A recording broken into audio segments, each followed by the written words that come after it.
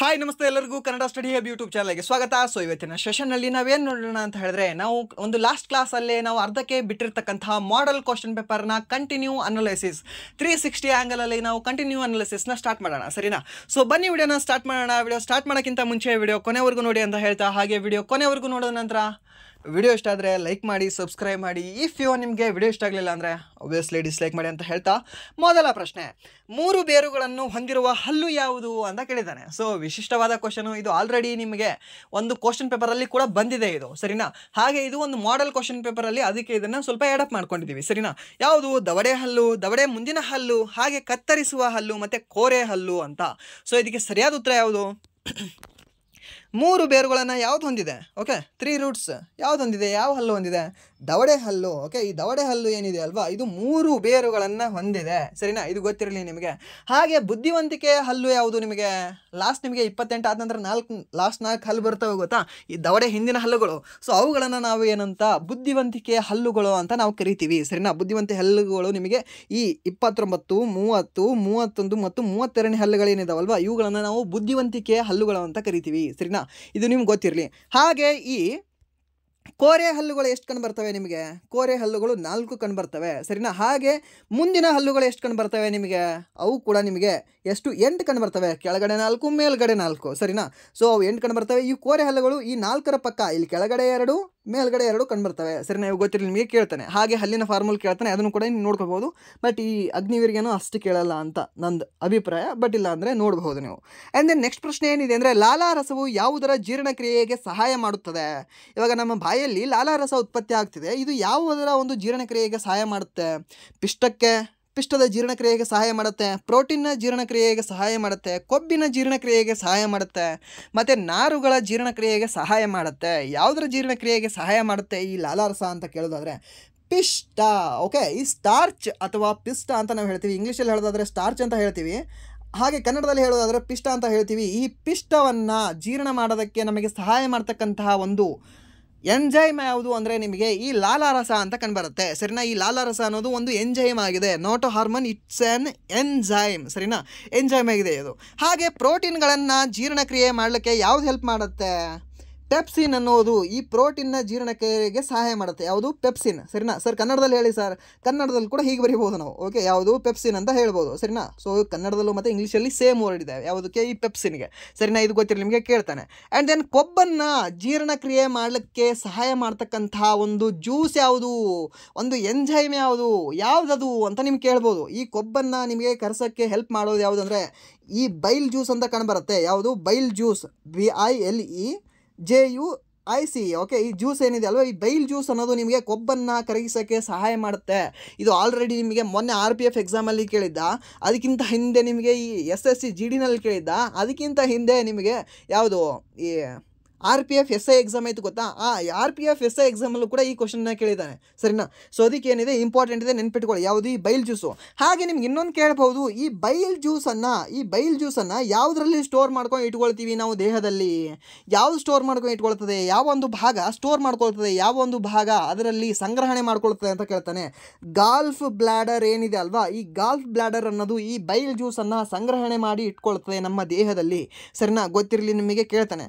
But ಹಾಗಾದರೆ ಇದನ್ನು ಸಂಗ್ರಹಣೆ ಮಾಡ್ಕೊಂಡು ಇಟ್ಕೊಳ್ಳೋದು ಈ ಗಾಲ್ಫ್ ಬ್ಲ್ಯಾಡರು, ಬಟ್ ಇದನ್ನು ಸೃಷ್ಟಿ ಮಾಡೋದು ಯಾರು? ಇದನ್ನು ಪ್ರೊಡ್ಯೂಸ್ ಮಾಡಿದವರು ಯಾರು? ಈ ಬೈಲ್ ಜ್ಯೂಸನ್ನು ಪ್ರೊಡ್ಯೂಸ್ ಮಾಡೋರು ಯಾರು ಅಂತ ಕೇಳ್ತಾನೆ. ಲಿವರು. ಓಕೆ, ಲಿವರ್ ಅಂತ ಹೇಳ್ಬೋದು ಇಂಗ್ಲೀಷಲ್ಲಿ. ಕನ್ನಡದಲ್ಲಿ ಹೇಳೋದಾದರೆ ಯಕೃತ್ತು ಅಂತ ಹೇಳ್ಬೋದು. ಈ ಲಿವರ್ ಅಥವಾ ಯಕೃತ್ತು ಅನ್ನೋದು ಈ ಬೈಲ್ ಜ್ಯೂಸನ್ನು ಸೆಕ್ರೇಷನ್ ಮಾಡ್ತದೆ, ಓಕೆ, ಕ್ರಿಯೇಟ್ ಮಾಡ್ತದೆ. ಆ್ಯಂಡ್ ದೆನ್ ಇದನ್ನು ಸೆಕ್ರೇಷನ್ ಮಾಡೋರು ಯಾರು ಅಂದರೆ, ಇದನ್ನು ಸ್ಟೋರ್ ಮಾಡ್ಕೊಳ್ಳೋರು ಯಾರು ಅಂದರೆ ಈ ಗಾಲ್ಫ್ ಬ್ಲ್ಯಾಡರ್ನವರು ಸ್ಟೋರ್ ಮಾಡ್ಕೋತಾರೆ, ಸರಿನಾ? ಎರಡು ಕೂಡ ನಿಮಗೆ ಗೊತ್ತಿರಲಿ. ಕೇಳ್ತಾನೆ. ಹಾಗೆ ಸರ್ ಕೆಲವೊಬ್ಬರಿಗೆ ಗಾಲ್ಫ್ ಬ್ಲ್ಯಾಡರ್ ರಿಮೂವ್ ಮಾಡಿರ್ತಾನಲ್ಲ, ಕೆಲವರಿಗೆ ನಾವು ಕೂಡ ನೋಡಿದ್ದೀವಿ. ನಮ್ಮ ಮನೆಯಲ್ಲಿ ಯಾರಿಗೂ ಒಬ್ಬರಿಗೆ, ಇಲ್ಲ ನನ್ನ ಫ್ರೆಂಡ್ ಮನೆಯಲ್ಲಿ ಯಾರಿಗೂ ಒಬ್ಬರಿಗೆ, ಅಥವಾ ದೂರದಲ್ಲಿ ಯಾರೋ ಒಬ್ಬರಿಗೆ ಕೇಳಿದ್ದೆ ನಾನು, ಅವರಿಗೆ ಗಾಲ್ಫ್ ಬ್ಲ್ಯಾಡರ್ ರಿಮೂವ್ ಮಾಡಿದ್ದಾರೆ ಅಂತ. ಯಾಕೆ ಸರ್? ಯಾಕೆ? ಡಯಾಬಿಟಿಸ್ ಇರುತ್ತೆ ಅವರಿಗೆ. ಸೊ ಅದಕ್ಕೆ ಏನು ಮಾಡ್ತಾರೆ? ಗಾಲ್ಫ್ ಬ್ಲ್ಯಾಡರ್ ರಿಮೂವ್ ಮಾಡ್ತಾರೆ. ಸೊ ಅದೇ ಗಾಲ್ಫ್ ಬ್ಲ್ಯಾಡರ್ ರಿಮೂವ್ ಮಾಡಿದವರಿಗೆ ಏನು ಸಜೆಷನ್ ಮಾಡ್ತಾರೆ ಗೊತ್ತಾ ಡಾಕ್ಟ್ರುಗಳು?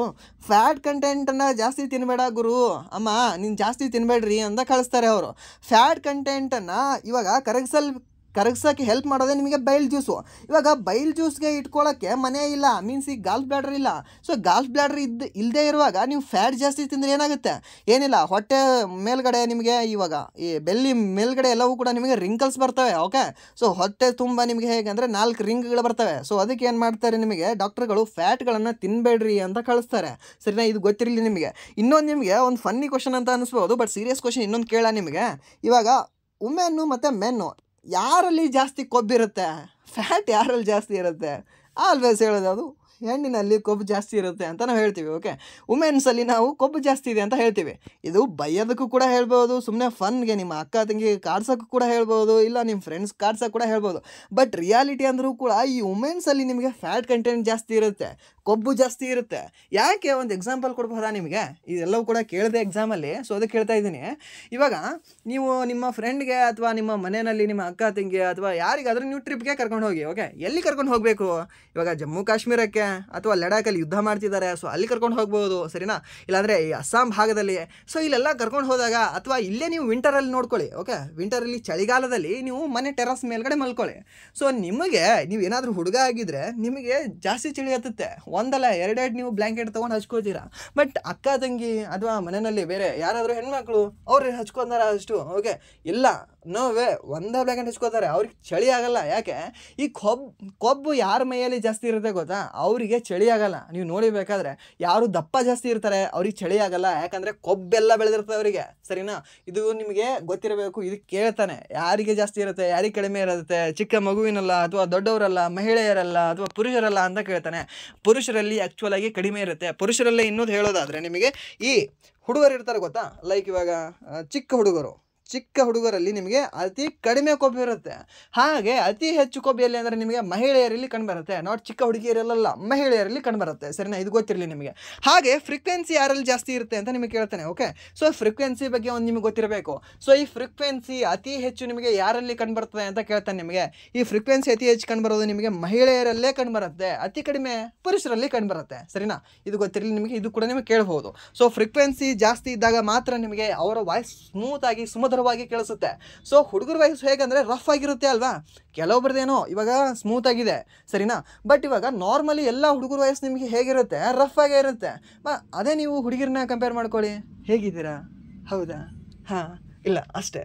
ಹಾಗೆ ಇಷ್ಟು ನಿಧಾನವಾಗಿ ಆ ಪಿಚ್ ಹೇಗಿರುತ್ತೆ ಅಂದರೆ ಭಾಳ ಸ್ಮೂತ್ ಆಗಿರುತ್ತೆ ಅವ್ರದ್ದು. ಯಾಕೆ? ಅವ್ರದ್ದಲ್ಲಿ ಫ್ರೀಕ್ವೆನ್ಸಿ ಜಾಸ್ತಿ ಇರುತ್ತೆ, ಮಾತಿನ ಅವರ ಸೌಂಡಿನ ಫ್ರೀಕ್ವೆನ್ಸಿ ಜಾಸ್ತಿ ಇದೆ. ಸೊ ಫ್ರೀಕ್ವೆನ್ಸಿ ಜಾಸ್ತಿ ಇದ್ದಾಗ ಏನಾಗುತ್ತೆ, ಅವರ ವಾಯ್ಸು ಸ್ಮೂತಾಗಿ ಹೋಗುತ್ತೆ.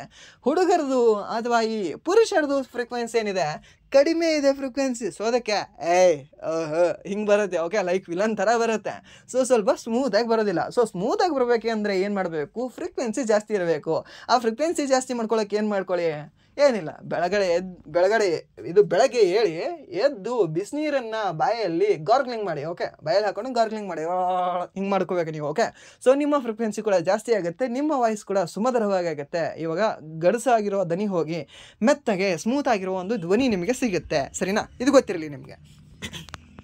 ಆ್ಯಂಡ್ ದೆನ್ ನೆಕ್ಸ್ಟ್ ಪ್ರಶ್ನೆ ಏನಿದೆ ಅಂದರೆ, what is the cos of myopia ಅಂತ ಕೊಟ್ಟಿದ್ದಾನೆ. ಹೃಸ್ವ ದೃಷ್ಟಿಗೆ ಕಾರಣವೇನು? ಕನ್ನಡದಲ್ಲಿ ಹೃಸ್ವ ದೃಷ್ಟಿ ಅಂದರೆ ನಮಗೆ ತಿಳಿಯಲ್ಲ. ಓಕೆ, ಸೊ ಅದಕ್ಕೆ ಇಂಗ್ಲೀಷಲ್ಲಿ ಮಯೋಪಿಯಾ ಅಂತ ಹಾಕಿದ್ದೀನಿ. ಸೊ ಮಯೋಪಿಯಾಗೆ ಕಾರಣ ಏನು? ಕಣ್ಣಿನ ಪಾಪೆಯ ಚಲನೆ, ಹಾಗೆ ಕಣ್ಣಿನ ಗುಡ್ಡೆಯ ಹಿಗ್ಗುವಿಕೆ, ದುರ್ಬಲ ಸ್ನಾಯುಗಳು, ರೆಟಿನಾದ ದುರ್ಬಲತೆ.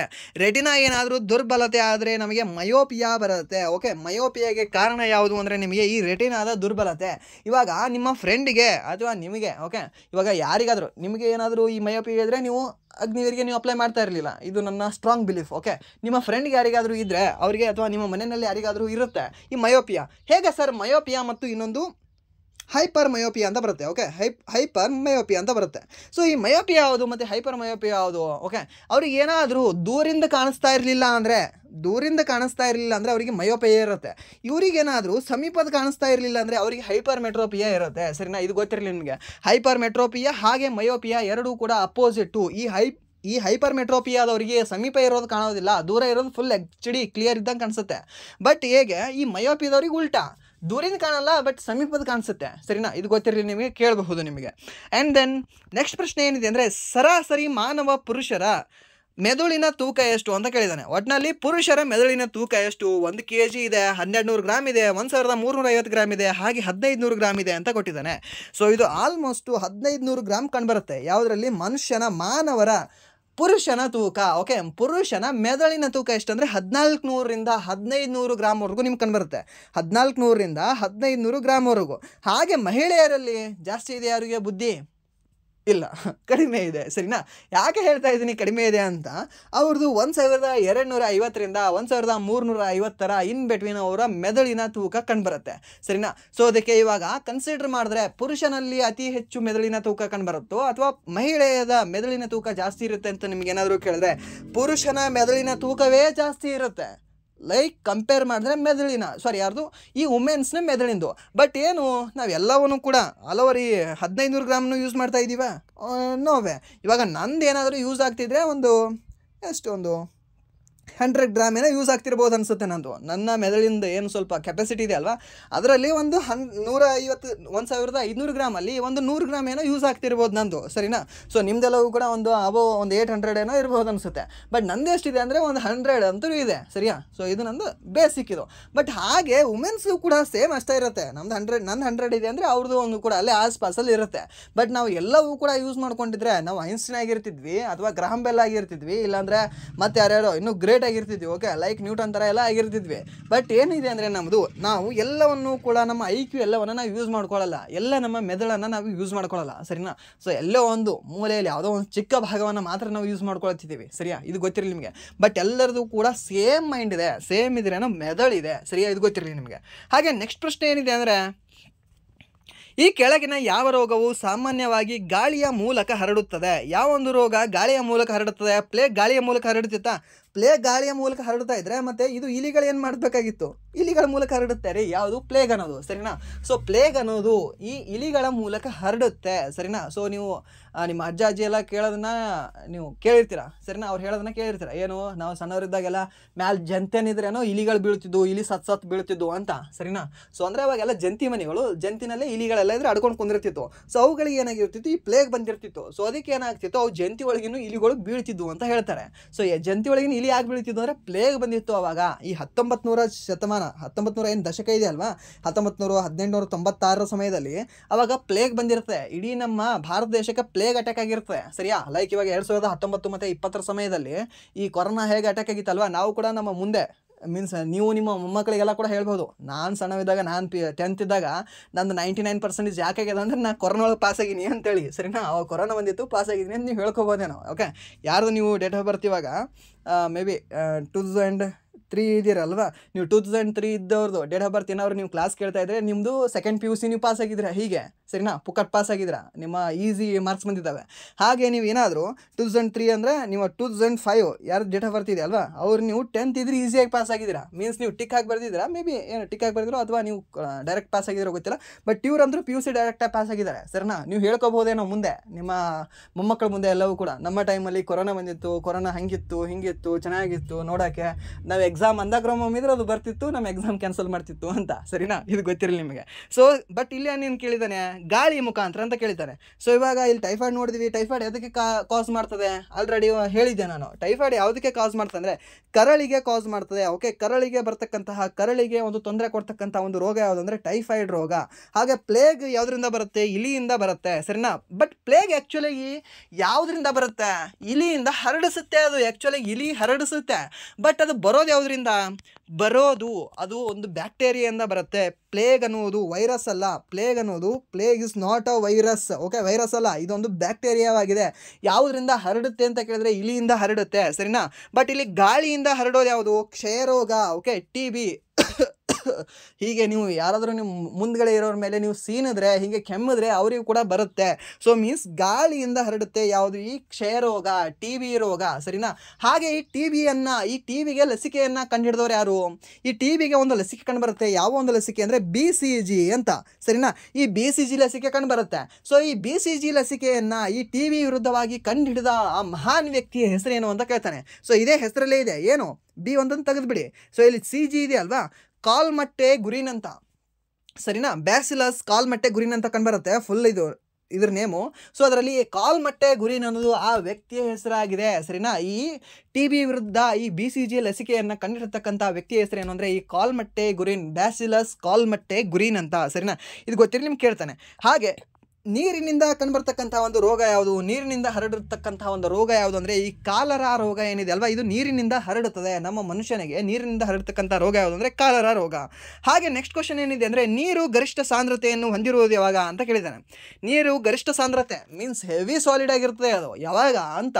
ಸೊ ಹೆವಿ ತಾಕತ್ತಿರ್ತದೆ ಮೀನ್ಸ್ ಏನು, ಅದು ಜಾಗವನ್ನು, ಅದು ಏರಿಯಾವನ್ನು ಕಡಿಮೆ ಆಕ್ಯುಪೈ ಮಾಡ್ಕೊಂಡಿರ್ತದೆ, ಬಟ್ ಅದರದ್ದು ಶಕ್ತಿ ಏನಿದೆ ಅಲ್ವಾ, ಶಕ್ತಿ ಜಾಸ್ತಿ ಆಗಿರ್ತದೆ.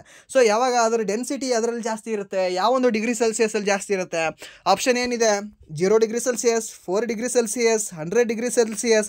ಹಾಗೆ ಯಾವುದು ಅಲ್ಲ ಅಂತ ಕೊಟ್ಟಿದ್ದಾನೆ, ಸರಿನಾ. ಯಾವುದು ಅಲ್ಲ ಯಾವುದಾಗುತ್ತೆ ಸರ್, 0 ಡಿಗ್ರಿ ಸೆಲ್ಸಿಯಸ್. ಅದು ಐಸ್ ಆದಾಗ ನಿಮ್ಮ ತಲೆನಲ್ಲಿ ಒಂದಿಟ್ಟರೆ ನಿಮ್ಮ ತಲೆನಲ್ಲಿ ರಕ್ತ ಬರುತ್ತೆ, ಹೌದಾ, ಓಕೆ ಇರಬಹುದೇನೋ. ಬಟ್ ಅದಕ್ಕಿಂತ ಬೇರೆದರಲ್ಲೂ ಕೂಡ ಇನ್ನೂ ಗಟ್ಟಿಯಾಗಿರುತ್ತೆ, ಅದು ಜಾಸ್ತಿ ಡೆನ್ಸಿಟಿ ಇರುತ್ತೆ. ಯಾವುದರಲ್ಲಿ 100 ಅಲ್ಲ, ಅದು ಆವಿಯಾಗಿ ಹೋಗ್ತಾ ಇರುತ್ತೆ, ಅದರಲ್ಲಿ ಶಕ್ತಿನೇ ಇರಲ್ಲ. ಬಟ್ ಈ 4 ಡಿಗ್ರಿ ಸೆಲ್ಸಿಯಸ್ ಏನಿದೆ ಅಲ್ವಾ, ಈ ನೀರಿನ ಅಸಂಬಂಧ ವಿಕಸತೆ ಅಂತ ಕರಿತೀವಿ. ಆದ್ದರಿಂದ ಇದು 4 ಡಿಗ್ರಿ ಸೆಲ್ಸಿಯಸ್ಗೆ ಅತಿ ಹೆಚ್ಚು ಗರಿಷ್ಠ ಸಾಂದ್ರತೆಯನ್ನು ಹೊಂದಿದೆ, ಅತಿ ಹೆಚ್ಚು ಸಾಂದ್ರತೆಯನ್ನು ಹೊಂದಿದೆ.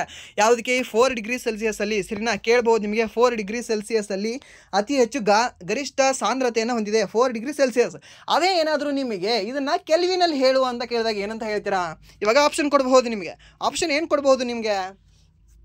ಆಪ್ಷನ್ ಎ ಕೊಡ್ಬೋದು ನಿಮಗೆ, ಯಾವುದು 0 ಡಿಗ್ರಿ ಸೆಲ್ಸಿಯಸ್ಸು. ಆಪ್ಷನ್ ಬಿ ಕೊಡ್ಬೋದು ನಿಮಗೆ 4 ಕೆಲ್ವಿನು. ಆಪ್ಷನ್ ಡಿ ಕೊಡ್ಬೋದು ನಿಮಗೆ. ಆಪ್ಷನ್ ಸಿ ಕೊಡ್ಬೋದು, ಏನು ಅಂತ ಕೊಡ್ಬೋದು ನಿಮಗೆ 277 ಕೆಲ್ವಿನ್ ಅಂತ ಕೊಡ್ಬೋದು. ಆಪ್ಷನ್ ಡಿ ಕೊಡ್ಬೋದು ನಿಮಗೆ 310 ಕೆಲ್ವಿನ್ ಅಂತ ಕೊಡ್ಬೋದು. ಯಾವುದಾಗುತ್ತೆ ಹೇಳ್ಬೋದಾ? ನೀರಿನ ಗರಿಷ್ಠ ಸಾಂದ್ರತೆ ಯಾವುದರಲ್ಲಿದೆ, ಯಾವುದು ಹೊಂದಿರ್ತದೆ ಇದರಲ್ಲಿ? ಯಾವುದು 0 ಡಿಗ್ರಿ ಸೆಲ್ಸಿಯಸ್ ಆಗುತ್ತಾ? ಇದು ಆಗಲ್ಲ ಅಂದ್ರೆ ನಾವು ಆಲ್ರೆಡಿ ಓದಿದ್ವಿ. 4 ಕೆಲ್ವಿನ್ ಆಗುತ್ತಾ, 277 ಕೆಲ್ವಿನ್ ಆಗುತ್ತಾ, 310 ಕೆಲ್ವಿನ್ ಆಗುತ್ತಾ? ಸರ್ 4 ಅಂತ ಹೇಳಿದ್ದೀರಾ? ಸರ್ 4 ಅಂತ ಹೇಳಿದ್ದೀನಿ, ಬಟ್ 4 ಮುಂದೆ ಏನಂತ ಹೇಳಿದ್ದೀನಿ? ಡಿಗ್ರಿ ಸೆಲ್ಸಿಯಸ್ ಅಂತ ಹೇಳಿದ್ದೀನಿ. ಬಟ್ ಇಲ್ಲಿ ಡಿಗ್ರಿ ಸೆಲ್ಸಿಯಸ್ ಅಂತ ಮೆನ್ಷನೇ ಮಾಡಿಲ್ಲ ಅಲ್ವಾ? ಮತ್ತು ಮೆನ್ಷನ್ ಮಾಡಿಲ್ಲ ಅಂದ್ರೆ ಇದಂಗಾಗುತ್ತೆ, ಇದು ಆಗೋದೇ ಇಲ್ಲ, ಇದು ರಾಂಗು. ಬಟ್ ಇಲ್ಲಿ ಸರಿಯಾದ ಉತ್ತರ ಯಾವುದು ಇನ್ ಕೆಲ್ವಿನಲ್ಲಿ ಅಂತ ಕೇಳೋದಾದರೆ 277 ಕೆಲ್ವಿನ್ ಏನಿದೆ ಅಲ್ವಾ, ಇದರಲ್ಲಿ ನೀರಿನ ಗರಿಷ್ಠ ಸಾಂದ್ರತೆಯನ್ನು ಹೊಂದಿರ್ತದೆ. ಹೇಗೆ ಸರ್, ನೀವು ಹೇಗೆ ಮಾಡಿದ್ರಿ ಸಡನ್ನಾಗಿ? ಏನಿಲ್ಲ, ಈ ಡಿಗ್ರಿ ಸೆಲ್ಸಿಯಸ್ ಏನಿದೆ ಅಲ್ವಾ, ಈ ಡಿಗ್ರಿ ಸೆಲ್ಸಿಯಸ್ಸಿಂದ ಈ ಕೆಲ್ವಿನ್ಗೆ ಕನ್ವರ್ಟ್ ಮಾಡೋದು ಈಸಿ. ಏನಿದು 0 ಇತ್ತಾ, ಇದು 270 ಇರ್ತದೆ, 273 ಇರ್ತದೆ. ಹಾಗೆ ಇದು 4 ಇತ್ತಾ, ಪ್ಲಸ್ 273 ಮಾಡ್ಕೊಳ್ಳಿ, ಎಷ್ಟಾಗುತ್ತೆ? 277 ಕೆಲ್ವಿನು. Simple, okay. ಸೊ ಈ ರೀತಿನೂ ಮಾಡ್ಕೋಬೋದು. ಸೊ ಈ ಡಿಗ್ರಿ ಸೆಲ್ಸಿಯಸ್ಸಿಂದ ಕೆಲ್ವಿನ್ಗೆ ಹೇಗೆ ಕನ್ವರ್ಟ್ ಮಾಡಬೇಕು ಅಂದರೆ ಪ್ಲಸ್ 273 ಮಾಡಬೇಕು, 273 ಕೂಡಿಸ್ಬೇಕು. ಸೊ ಅವಾಗ ನಿಮಗೆ ಕೆಲ್ವಿನಲ್ಲಿ ಆ ಉತ್ತರ ಬರುತ್ತೆ. ಸರಿ, ಇದು ಗೊತ್ತಿರಲಿ, ಸಾಕು. ಸರಿ ಕೇಳ್ತಾನೆ, ಇದನ್ನು ಕೂಡ ನಿಮಗೆ ಕನ್ವರ್ಟ್ ಮಾಡೋದನ್ನೇ ಕೇಳ್ತಾನೆ. ಸೊ 10 ಡಿಗ್ರಿ ಸೆಲ್ಸಿಯಸ್ ಅಂತ ಕೊಡ್ತಾನೆ. 10 ಡಿಗ್ರಿ ಸೆಲ್ಸಿಯಸ್ನ ನೀನು ಫ್ಯಾರನ್ ಹೀಟಲ್ಲಿ ಕನ್ವರ್ಟ್ ಮಾಡು ಗುರು ಅಂತ ಕೊಡ್ತಾನೆ. ಸೊ ಫ್ಯಾರನ್ ಹೀಟಲ್ಲಿ ಕನ್ವರ್ಟ್ ಮಾಡು ಅಂತ ಕೇಳಿದಾಗ ನೀವೇನಂತ ಹಾಕ್ತೀರಾ? ಫಾರ್ಮುಲ್ ನಿಮಗೆ ಆಲ್ರೆಡಿ ನೀವು ನನ್ನ ಹಳೆ ಕ್ಲಾಸಲ್ಲಿ ಕೇಳೋರಾಗಿದ್ದರೆ ನಿಮಗೆ ಹೇಳಿದ್ದೆ ನಾನು. ಸೊ ಇದನ್ನು ಫುಲ್ ಡೀಟೇಲ್ ಎಕ್ಸ್ಪ್ಲೇನ್ ಮಾಡಿದ್ದೀನಿ ನಾನು ಆಲ್ರೆಡಿ ಒಂದು 2-3 ಸರಿ. ಸೊ ಇದನ್ನು ಫಾರ್ಮುಲಾ ಹೇಳ್ಬೋದಾ? ಫ್ಯಾರನ್ ಹೀಟ್ಗೆ ಮೀನ್ಸ್ ಈ ಡಿಗ್ರಿ ಸೆಲ್ಸಿಯಸ್ಸಿಂದ ಫ್ಯಾರನ್ ಹೀಟ್ಗೆ ಏನು ಕನ್ವರ್ಟ್ ಮಾಡ್ಬೋದು ಅಂತ 9/5. ಓಕೆ, ಏನಿದೆ ಹೇಳಿ ನೋಡೋಣ, ಅದನ್ನು ಕಮೆಂಟ್ ಮಾಡಿ. ಆ್ಯಂಡ್ ದೆನ್ ನೆಕ್ಸ್ಟ್ ಪ್ರಶ್ನೆ ಏನಿದೆ ಅಂದರೆ ವಾತಾವರಣದ ಮೇಲ್ಭಾಗದಲ್ಲಿರುವ ಓಜೋನ್ ಪದರವು ನಮ್ಮನ್ನು ಯಾವುದರಿಂದ ರಕ್ಷಿಸುತ್ತದೆ ಅಂತ ಕೇಳಿದ್ದಾನೆ. ಇವಾಗ ನಮ್ಮ ವಾತಾವರಣದ ಮೇಲ್ಭಾಗದಲ್ಲಿ ಈ ಸ್ಟ್ರಾಟೋಸ್ಪಿಯರಲ್ಲಿ ಇವಾಗ ಟೋಟಲಿ 5 ಸ್ಪಿಯರ್ಗಳು ಬರ್ತವೆ. ಓಕೆ, ಯಾವುದು? ಒಂದು ಟ್ರಾಟೋಸ್ಪಿಯರು, ಇನ್ನೊಂದು ಸ್ಟ್ರಾಟೋಸ್ಪಿಯರು, ಇನ್ನೊಂದು ಮಿಯೋಸ್ಪಿಯರು, ಇನ್ನೊಂದು ಅಯೋನೋಸ್ಪಿಯರು, ಹಾಗೆ ಒಂದು ಎಕ್ಸೋಸ್ಪಿಯರ್ ಅಂತ. ಓಕೆ, ಇಂಗ್ಲೀಷಲ್ಲಿ ನೆನ್ಪಿಟ್ಕೊಳ್ಳಿ, ಇಂಗ್ಲೀಷಲ್ಲೇ ಬೆಟರು. ನೀವೇನಾದರೂ ಈ ಯಾವುದು ಉಷ್ಣಮಂಡಲ, ಸಮಶೀತೋಷ್ಣ ಮಂಡಲ, ಮತ್ತು ಮಧ್ಯಮಂಡಲ, ಹಾಗೆ ಅಯಾನು ಮಂಡಲ ಮತ್ತು ಬಾಹ್ಯ ಮಂಡಲ ಅಂತ ನೀವು ಕನ್ನಡದಲ್ಲಿ ನೆನಪಿಟ್ಕೊಂಡ್ರೆ ಅವನು ಕನ್ನಡದಲ್ಲಿ ಕೊಡ್ತಾ ಇಲ್ಲ. ಓಕೆ, ನಿಮಗೆ ಕನ್ನಡ ಲಿಪಿ ಇರ್ತದೆ, ಬಟ್ ಭಾಷೆ ಇಂಗ್ಲೀಷಲ್ಲೇ ಕೇಳ್ತಾನೆ. ಲೈಕ್ ಇವಾಗ ಹೇಗೆ ಬರೀತಾನೆ, ಸ್ಟ್ರಾಟೋಸ್ಪಿಯರ್ ಅಂತ. ಓಕೆ, ಸ್ಟ್ರಾಟೋಸ್ಪಿಯರ್ ಅಂತ ಅರ್ಥ ಆಯ್ತಾ ನಿಮಗೆ? ಈ ಥರ ಸ್ಟ್ರಾಟೋಸ್ಪಿಯರ್ ಅಂತ ಲಿಪಿ ಯಾವುದರಲ್ಲಿದೆ? ಕನ್ನಡ ಲಿಪಿನೇ ಇದೆ. ಬಟ್ ಏನು ಭಾಷೆ ಯಾವುದರಲ್ಲಿದೆ? ಇಂಗ್ಲೀಷ್ ಭಾಷೆಯಲ್ಲಿದೆ. ಸೊ ಅದಕ್ಕೆ ನೀವು ನೆನ್ಪಿಟ್ಕೋಬೇಕು, ಈ ನಮ್ಮ ಭೂಮಿ ಇಲ್ಲಿದೆ ಅಂದರೆ ಭೂಮಿಯಿಂದ ಹೊರಗಡೆ ಮೊದಲನೇ ಲೇಯರು ಟ್ರೋಪೋಸ್ಪಿಯರು, 2ನೇ ಲೇಯರು ನಿಮಗೆ ಸ್ಟ್ರಾಟೋಸ್ಪಿಯರು, 3ನೇ ಲೇಯರು ಮಿಯೋಸ್ಪಿಯರು, 4ನೇ ಲೇಯರು ನಿಮಗೆ ಅಯೋನೋಸ್ಪಿಯರು. ಈ ಅಯೋನೋಸ್ಪಿಯರ್ಗೆ ನಾವು ಇನ್ನೊಂದು ಹೆಸರಿನಿಂದ ಕರಿತೀವಿ, ಯಾವುದು? ಥರ್ಮೋಸ್ಪಿಯರ್ ಅಂತ. ಹಾಗೆ ಕೊನೆಯ ಒಂದು ಸ್ಪಿಯರ್ ಯಾವುದು ಅಂದರೆ ನಿಮಗೆ ಎಕ್ಸೋಸ್ಪಿಯರ್ ಅಂತ ಕಂಡುಬರುತ್ತೆ. ಸರಿನಾ? ಇದೇ ಆರ್ಡ್ರಲ್ಲಿ ನೆನ್ಪಿಟ್ಕೊಳ್ಳಿ. ನಿಮಗೆ ಟ್ರೋಪೋಸ್ಪಿಯರ್ ಯಾವ್ದು ನಂತರ ಯಾವ್ದು ಕಂಡುಬರುತ್ತೆ ಅಂತ ಕೇಳ್ತಾನೆ. ಹಾಗೆ ಓಜೋನ್ ಯಾವುದರಲ್ಲಿ ಕಂಡುಬರುತ್ತೆ ಅಂತ ಕೇಳ್ತಾನೆ. ಓಜೋನ್ ಈ ಸ್ಟ್ರಾಟೋಸ್ಪಿಯರಲ್ಲಿ ಕಂಡುಬರುತ್ತೆ. ಈ ಸ್ಟ್ರಾಟೋಸ್ಪಿಯರಲ್ಲಿ ನಿಮಗೆ ಓಜೋನ್ ಕಂಡುಬರುತ್ತೆ. O3 ಏನಿದೆ ಅಲ್ವಾ, ಈ ಓಜೋನ್ ಅನ್ನೋದು ನಿಮಗೆ ಈ ಸ್ಟ್ರಾಟೋಸ್ಪಿಯರಲ್ಲಿ ಕಂಡುಬರುತ್ತೆ. ಆ ಓಜೋನ್ ಯಾವುದನ್ನು ತಡೆ ಹಿಡಿತದೆ ಅಂತ ಕೇಳಿದ್ದಾನೆ. ಓಕೆ, ಯಾವುದನ್ನು ತಡೆ ಹಿಡಿತದೆ ನಮ್ಮ ಭೂಮಿಗೆ ಬರೋದು? ನೇರಳಾತೀತ ಕಿರಣಗಳು, ಅಲ್ಟ್ರಾ ವೈಲೆಟ್ ರೇಸ್ ಅಂತ ಹೇಳ್ತೀವಿ. ಓಕೆ, UV ಕಿರಣಗಳಿಂದ ನಮ್ಮನ್ನು ರಕ್ಷಿಸ್ತದೆ, ನಮ್ಮ ಭೂಮಿಯನ್ನು ರಕ್ಷಿಸ್ತದೆ. ಯಾವುದು? ಈ ಓಜೋನ್ ಅನ್ನೋದು. ಲೈಕ್ ಹೇಗೆ ಅಂದರೆ, ನೀವು ಇವಾಗ ಮಲ್ಕೊಳ್ಳುವಾಗ ಮಚ್ಚರ್ದಾನಿ ಹಾಕೊಂಡು ಮಲ್ಕೋತೀರಾ ಗೊತ್ತಾ? ಓಕೆ, ಮಚ್ಚರ್ದಾನಿ ಅನ್ನೋದಕ್ಕಿನ್ನೂ ಏನಂತ ಹೇಳ್ತೀರಿ ಗೊತ್ತಿಲ್ಲ, ಸೊಳ್ಳೆ ಪರದೆ ಅಂತ ಏನು ಹೇಳ್ಬೋದೇನೋ, ಸರಿನಾ? ಸೊ ಆ ಮಚ್ಚರ್ದಾನಿ ಅಥವಾ ಸೊಳ್ಳೆ ಪರದೆ ನೀವು ಹೇಗೆ ಹಾಕೋತಿರಲ್ವಾ, ಇವು ಸೊಳ್ಳೆಗಳು ಬಂದು ನಿಮಗೆ ಕಚ್ಚಬಾರ್ದು, ರಾತ್ರಿ ನೀವು ನಿವಾಂತ ಆರಾಮಾಗಿ ಮಲ್ಕೋಬೇಕು ಅಂತ. ಹಾಗೆ ನಮ್ಮ ಭೂಮಿ ಏನು ಮಾಡಿದೆ, ಇದು ಕೂಡ ಒಂದು ಮಚ್ಚರ್ದಾನಿ ಹಾಕೊಂಡಿದೆ. ಈಗ ಭೂಮಿ ಇದೆ ಅಲ್ವಾ, ಇದು ಕೂಡ ಒಂದು ಫುಲ್ ಸರ್ಕಲ್ದಾಗ ಒಂದು ಮಚ್ಚರ್ದಾನಿ ಹಾಕೊಂಡಿದೆ. ಆ ಮಚ್ಚರ್ದಾನಿ ಹೆಸರು ಏನು ಅಂದರೆ O3 ಅನ್ನೋದು, ಸರಿನಾ? O3, ಅದಕ್ಕೆ ಇನ್ನೊಂದು ಹೆಸರನ್ನ ಚೆನ್ನಾಗಿ ಕರಿಬೇಕಂದ್ರೆ ಓಜೋನ್ ಅಂತ ಕರಿಬಹುದು ನಾವು, ಸರಿನಾ? ಸೊ ಆ ರೀತಿ ಒಂದು ಸರ್ಟನ್ ಒಂದು ಡಿಸ್ಟೆನ್ಸಲ್ಲಿ ಈ ಸ್ಟ್ರಾಟೋಸ್ಫಿಯರ್ ಅಂತ ಒಂದು ಏರಿಯಾ ಕಂಡು ಬರುತ್ತೆ. ಆ ಸ್ಟ್ರಾಟೋಸ್ಫಿಯರ್ ಏರಿಯಾದಲ್ಲಿ ಈ ಓಜೋನನ್ನು ಈ ಕಾಟೋದಕ್ಕೆ ನೀವು ನಿಮ್ಮ ಕಾಟು ಅಥವಾ ನಿಮ್ಮ ಮಂಚ ಅದಕ್ಕೆ ಹಾಕಿ ಮಲಗಿರ್ತೀರ ತಾನೇ ನೀವು, ಹಾಗೆ ಇದಕ್ಕೂ ಕೂಡ ಅಲ್ಲಿ ಕಟ್ ಬಂದುಬಿಟ್ಟಿದೆ. ಎಲ್ಲಿ? ಸ್ಟ್ರಾಟೋಸ್ಫಿಯರ್ದಲ್ಲಿ. ಈ ಭೂಮಿ ಒಳಗಡೆ ಆರಾಮ್ ನೀವು ಅಂತ ಮಲ್ಕೊಂಡಿದೆ. ಸೊ ಅದಕ್ಕೆ ನಾವು ಕೂಡ ಒಳಗಡೆ ಜಿಂಗ್ ಚಾಂಕ್ ಅಂತ ಓಡಾಡ್ತಿದ್ವಿ. ಇಲ್ಲಾಂದರೆ ಏನಾದರೂ ಈ ಅಲ್ಟ್ರಾ ವೈಲೆಟ್ ರೇಸ್ ಏನಾದರೂ ನಮ್ಮ ಭೂಮಿಗೆ ಬಂತು ಅಂದರೆ, ನಮ್ಮ ಒಂದು ದೇಹಕ್ಕೆ ಟಚ್ ಆಯಿತು ಅಂದರೆ ಏನಿಲ್ಲ, ಎಲ್ಲರೂ ಕೂಡ ಕ್ಯಾನ್ಸರಿಂದನೇ ಸಾಯ್ತೀವಿ. ಸುಮ್ಮನೆ ಎಲ್ಲರೂ ಕೂಡ ಹೆಂಗಂದರೆ ನ್ಯಾಷನಲ್ ಎಮರ್ಜೆನ್ಸಿ, ನ್ಯಾಷನಲ್ ಅಲ್ಲ ವರ್ಲ್ಡ್ ಎಮರ್ಜೆನ್ಸಿ ಹೊರಡಿಸ್ಬೇಕಾಗತ್ತೆ ಅವಾಗ. ಸೊ ಮನೆಯಿಂದ ಹೊರಗಡೆನೇ ಬರೋದಿಲ್ಲ ಯಾರೂ ಕೂಡ. ಸೊ ರಾತ್ರಿ 12 ಗಂಟೆ ಮಾತ್ರ ಮನೆಯಿಂದ ಹೊರಗಿರ್ತೀವಿ ನಾವು. ಹಗಲತ್ತೆಲ್ಲವೂ ಕೂಡ ಮನೆಯಲ್ಲೇ ಹಾಕೋ ಒಳಗಿರೋ ಅಷ್ಟೇ. ಸೊ ಮುಂದೇನಾಗುತ್ತೆ, ಬೆಳೆ ಕೂಡ ಬೆಳೆಯೋದಿಲ್ಲ, ಊಟ ಮಾಡೋಕ್ಕೆ ಆಹಾರನೂ ಸಿಗೋದಿಲ್ಲ, ಅವಾಗೇನಿಲ್ಲ. ದಿನಕ್ಕೆ ಒಂದು 40 ದಿನ, ಒಂದು 50 ದಿನದಲ್ಲಿ ಎಲ್ಲರೂ ಕೂಡ ಶಿವ ಅಂತೀವಿ, ಸರಿನಾ? ಇದು ಗೊತ್ತಿರಲಿ ನಿಮಗೆ. ಸೊ ಇದೆಲ್ಲ ನಮಗೆ ಕಾಸ್ ಮಾಡೋದು ಯಾವುದು ಅಂದರೆ ಈ ಅಲ್ಟ್ರಾ ವೈಲೆಟ್ ರೇಸ್ಗಳು. ಓಕೆ, ಈ ನೇರಳಾತೀತ ಕಿರಣಗಳು. ಇದರಿಂದ ನಮ್ಮನ್ನು ರಕ್ಷಿಸೋದು ಯಾವುದು ಅಂದರೆ O3. ಹಾಗೆ ಈ O3 ಅಥವಾ ಈ ಓಜೋನ್ ಏನಿದೆ ಅಲ್ವಾ, ಈ ಓಜೋನನ್ನ ಯಾವ ಒಂದು ಮಾಪನದ ಮೂಲಕ ಇದರ ದಪ್ಪವನ್ನು ನಾವು ಅಳಿತೀವಿ ಅಂತ ಕೇಳ್ತಾನೆ. ಡಬ್ಲಿನ್ ಅಂತ ಬರುತ್ತೆ. ಓಕೆ, ಡಬ್ಬ ಅಲ್ಲ, ಈ ಡಬ್ಲಿನ್ ಅಂತ. ಈ ಡಬ್ಲಿನ್ ಅನ್ನುವ ಒಂದು ಮಾನದಿಂದ ಈ ಓಜೋನನ್ನು ನಾವು ಅಳಿತೀವಿ, ಎಷ್ಟು ದಪ್ಪ ಇದೆ ಅಂತ, ಸರಿನಾ? ಇದು ಗೊತ್ತಿರಲಿ ನಿಮಗೆ ಕೇಳ್ತಾನೆ. ಆ್ಯಂಡ್ ದೆನ್ ನೆಕ್ಸ್ಟ್ ಪ್ರಶ್ನೆ ಏನಿದೆ ಅಂದರೆ, ಜೆಟ್ ವಿಮಾನಗಳಿಗೆ ಬಳಸುವ ವಾಯುಯಾನ ಇಂಧನವು ಯಾವುದನ್ನು ಒಳಗೊಂಡಿರುತ್ತದೆ ಅಂತ ಕೇಳಿದಾನೆ. ಓಕೆ, ಜೆಟ್ ವಿಮಾನಗಳಿಗೆ ಬಳಸುವ ವಾಯುವಿಮಾನ ಇಂಧನ ಯಾವುದಿದೆ? ಪೆಟ್ರೋಲು, ಗ್ಯಾಸೋಲಿನು ಮತ್ತು ಸೀಮೆ ಎಣ್ಣೆ ಮತ್ತು ಡೀಸೆಲು. ಓಕೆ, ಯಾವುದನ್ನು ಬಳಸ್ತೀವಿ ಅಂದರೆ ಸೀಮೆ ಎಣ್ಣೆನ ಬಳಸ್ತೀವಿ. ಎಲ್ಲಿ? ಈ ಜೆಟ್ ವಿಮಾನಗಳಲ್ಲಿ, ಸರಿನಾ? ಇದು ಗೊತ್ತಿರಲಿ, ಕೇಳಬಹುದು ನಿಮಗೆ. ಆ್ಯಂಡ್ ದೆನ್ ನೆಕ್ಸ್ಟ್ ಪ್ರಶ್ನೆ ಏನಿದೆ ಅಂದರೆ, ಕೆಳಗಿನವುಗಳಲ್ಲಿ ಯಾವುದು ಗ್ರಂಥಿ ಅಲ್ಲ ಅಂತ ಕೇಳಿದಾನೆ. ಗ್ರಂಥಿಗಳು ನಿಮಗೆ ಹೇಳಿದ್ದೆ, ಗ್ರಂಥಿಗಳು ಅಂತರ್ಸ್ರಾವಕ ಗ್ರಂಥಿಗಳು ಹಾಗೆ ಬಹಿರ್ಸ್ರಾವಕ ಗ್ರಂಥಿಗಳು ಅಂತ 2 ರೀತಿಯ ಗ್ರಂಥಿಗಳು ಬರ್ತವೆ. ಈ ಅಂತರ್ಸ್ರಾವಕ ಗ್ರಂಥಿಗಳಲ್ಲಿ ನಿಮಗೆ ಹೇಳಿದ್ದೆ ಯಾವ್ದು? ಜಸ್ಟ್ ಅಂತರ್ಸ್ರಾವಕ ಮಾತ್ರ ಹೇಳ್ತೀನಿ, ಅದನ್ನು ಹೊರತಾಗಿ ಉಳಿದಿದ್ದೆಲ್ಲ ನಿಮಗೆ ಬಹಿರ್ಸ್ರಾವಕ ಕಂಡು ಬರ್ತವೆ, ಸರಿನಾ? ಅಂತರ್ಸ್ರಾವಕ ಯಾವುದು? ಒಂದು ಪೀನಿಯಲ್ಲು, ಪಿಟ್ಯೂಟರಿ, ಹೈಪೋಥಲಾಮಸು, ಹಾಗೆ ಥೈಮಸ್ಸು, ಮತ್ತು ಥೈರಾಯ್ಡು, ಪ್ಯಾರಾಥೈರಾಯ್ಡು, ಮತ್ತು ನಿಮಗೆ ಅಡ್ರಿನಲಿನ್ ಕಂಡುಬರುತ್ತೆ, ಮತ್ತು ಟೆಸ್ಟೋಸ್ಟೆರಾನ್ ಅಂತ ಕಂಡುಬರುತ್ತೆ, ಸರಿನಾ? ಆಸ್ಟ್ರೋಜನ್ ಅಂತ ಕಂಡುಬರುತ್ತೆ. ಸೊ ಎಲ್ಲವೂ ಕೂಡ ನಿಮಗೆ ಯಾವುದರಲ್ಲಿ ಕಂಡುಬರುತ್ತೆ ಅಂದರೆ ಈ ಅಂತರ್ಸ್ರಾವಕ ಗ್ರಂಥಿಗಳಲ್ಲಿ ಕಂಡುಬರುತ್ತೆ. ಇಂಟೆಸ್ಟೈನ್ ಗ್ಲ್ಯಾಂಡ್ಸ್ ಅಂತ ಹೇಳ್ತೀವಿ ನಾವು, ಸರಿನಾ? ಸೊ ಈ ಗ್ಲ್ಯಾಂಡ್ಸ್ ಯಾವುದು ಅಂದರೆ ಇವೆಲ್ಲವೂ ಕೂಡ ಪೀನಿಯಲ್, ಪಿಟ್ಯೂಟರಿ, ಹೈಪೋಥಲಾಮಸ್, ಮತ್ತು ಈ ಥೈಮಸ್ಸು, ಈ ಥೈರಾಯ್ಡು, ಪ್ಯಾರಾಥೈರಾಯ್ಡು, ಅಡ್ರಿನಲಿನು, ಮತ್ತು ಟೆಸ್ಟೋಸ್ಟೆರಾನು, ಮತ್ತು ಆಸ್ಟ್ರೋಜನ್ ಅಂತ ಕಂಡುಬರುತ್ತೆ. ಇವೆಲ್ಲವೂ ಕೂಡ ನಿಮಗೆ ಅಂತರ್ಸ್ರಾವಕ ಗ್ರಂಥಿಗಳಾಗಿದ್ದಾವೆ. ಕೇಳಬಹುದು ನಿಮಗೆ, ಯಾಕಂದರೆ ಇಲ್ಲಿ ಕೇಳಿದ್ದು ನೋಡಿ ಯಾವ್ದು ಗ್ರಂಥಿ ಅಲ್ಲ ಅಂತ. ಸೊ ಇದರಲ್ಲಿ ನಿಮ್ಗೆ ಯಾವುದಾಗುತ್ತೆ? ಈ ಮೂತ್ರಪಿಂಡ. ಓಕೆ, ಕಿಡ್ನಿ ಅನ್ನೋದೊಂದು ಗ್ರಂಥಿ ಆಗಿದೆಯಾ? ಕಿಡ್ನಿ ಈಸ್ ಆನ್ ಗ್ರಂಥಿ? ನೋ, ಅಲ್ಲ. ಇದು ಕಿಡ್ನಿ ಅನ್ನೋದು ಗ್ರಂಥಿ ಗ್ರಂಥಿ ಅಲ್ಲ ಅದು. ಕಿಡ್ನಿ ಅನ್ನೋದು ಇಟ್ಸ್ ನಾಟ್ ಅ ಗ್ರಂಥಿ. ಓಕೆ, ಬಟ್ ಇಲ್ಲಿ ಎಕ್ಸಾಕ್ಟ್ ಆನ್ಸರ್ ಯಾವುದಾಗುತ್ತೆ? ಹೊಟ್ಟೆ ಆಗುತ್ತೆ. ಹೊಟ್ಟೆ ಅನ್ನೋದು ಗ್ರಂಥಿ ಅಲ್ಲ, ಸರಿನಾ? ಈ ಯಕೃತ್ತು, ಈ ಲಿವರ್ ಅನ್ನೋದು ಕೂಡ ನಿಮ್ಗೆ ಗ್ರಂಥಿ ಆಗಿದೆ, ಬಹಿರ್ಸ್ರಾವಕ ಗ್ರಂಥಿ ಆಗಿದೆ. ಬಹಿರ್ಸ್ರಾವಕ ಗ್ರಂಥಿ ಯಾವುದು ಅಂದರೆ ನಿಮಗೆ ಈ ಯಕೃತ್ತು. ಹಾಗೆ ಮಾನವನ ದೇಹದಲ್ಲಿ ಕಂಡುಬರ್ತಕ್ಕಂಥ ಅತಿ ದೊಡ್ಡ ಗ್ರಂಥಿ ಯಾವುದು ಅಂತ ನಿಮಗೆ ಕೇಳ್ತಾನೆ. ಇದೇ ಯಕೃತ್ತು ಅಥವಾ ಲಿವರ್ ಅಂತ ಹೇಳ್ಬೋದು. ಇದೇ ಲಿವರು ನಿಮಗೆ ಆವಾಗಲೇ ಹೇಳಿದೆ ಅಲ್ವಾ, ಯಾವುದು? ಈ ಬೈಲ್ ಜ್ಯೂಸನ್ನು ಬಿಡುಗಡೆ ಮಾಡುತ್ತೆ ಅಂತ. ಇದೇ ಯಕೃತ್ತು ಅದು, ಸರಿನಾ? ಇದು ಗೊತ್ತಿರಲಿ ನಿಮಗೆ. ಇದು ಯಕೃತ್ತು ಏನಿದೆ ಅಲ್ವಾ, ಮಾನವನ ದೇಹದಲ್ಲಿ ಕಂಡುಬರ್ತಕ್ಕಂಥ ಅತ್ಯಂತ ದೊಡ್ಡ ಗ್ರಂಥಿ. ಹಾಗೆ ಅತ್ಯಂತ ಚಿಕ್ಕ ಗ್ರಂಥಿ ಯಾವುದು ಮಾನವನ ದೇಹದಲ್ಲಿ? ಪೀನಿಯಲ್ ಗ್ರಂಥಿ ಅನ್ನೋದು ಅತ್ಯಂತ ಚಿಕ್ಕ ಗ್ರಂಥಿಯಾಗಿದೆ. ಹಾಗೆ ಎರಡನೇ ಅತಿ ಚಿಕ್ಕ ಗ್ರಂಥಿ ಯಾವುದು ಅಂತ ನಿಮ್ಗೆ ಕೇಳ್ಬೋದು. ಪಿಟ್ಯೂಟರಿ ಗ್ರಂಥಿ ಬರುತ್ತೆ. ಸರ್, ನಾನು ಪಿಟ್ಯೂಟರಿನೇ ಅತಿ ಚಿಕ್ಕದಂತ ಓದಿದ್ದೀನಿ ಸರ್. ಇಲ್ಲ ಸರ್, ಪಿಟ್ಯೂಟರಿ ಇದಕ್ಕಿಂತ ಚಿಕ್ಕದಿದೆ, ಯಾವುದು? ಪೀನಿಯಲ್ ಅಂತ, ಸರಿನಾ? ಗೊತ್ತಿರಲಿ ನಿಮಗೆ. ಹಾಗೆ ಈ ಮೆದೋಜರಿಕ ಗ್ರಂಥಿ ಅಂತ ಕೇಳ್ತಾನೆ ನಿಮಗೆ. ಈ ಮೆದೋಜರಿಕ ಗ್ರಂಥಿ ಏನಿದೆ ಅಲ್ವಾ, ಈ ಮೆದೋಜರಿಕ ಗ್ರಂಥಿ ಅನ್ನೋದು ಮಿಶ್ರ ಗ್ರಂಥಿ ಆಗಿದೆ. ಮೀನ್ಸ್ ಇದು ಅಂತರ್ಸ್ರಾವಕವಾಗಿಯೂ ವರ್ಕ್ ಮಾಡುತ್ತೆ, ಹಾಗೆ ಬಹಿರ್ಸ್ರಾವಕವಾಗಿಯೂ ವರ್ಕ್ ಮಾಡುತ್ತೆ. ಯಾವುದು? ಈ ಮೆದೋಜರಿಕ ಗ್ರಂಥಿ ಅನ್ನೋದು, ಸರಿನಾ? ಇದು ಗೊತ್ತಿರಲಿ ನಿಮಗೆ. ಮೀನ್ಸ್ ಇದು ಹಾರ್ಮೋನು ಕೂಡ ಬಿಡುಗಡೆ ಮಾಡುತ್ತೆ, ಹಾಗೆ ಈ ಎಂಜೈಮ್ ಕೂಡ ಬಿಡುಗಡೆ ಮಾಡುತ್ತೆ. ಯಾವುದು? ಈ ಮೆದೋಜರಿಕ ಗ್ರಂಥಿ ಅನ್ನೋದು, ಸರಿನಾ? ಕೇಳಬಹುದು, ಕೇಳ್ತಾನೆ.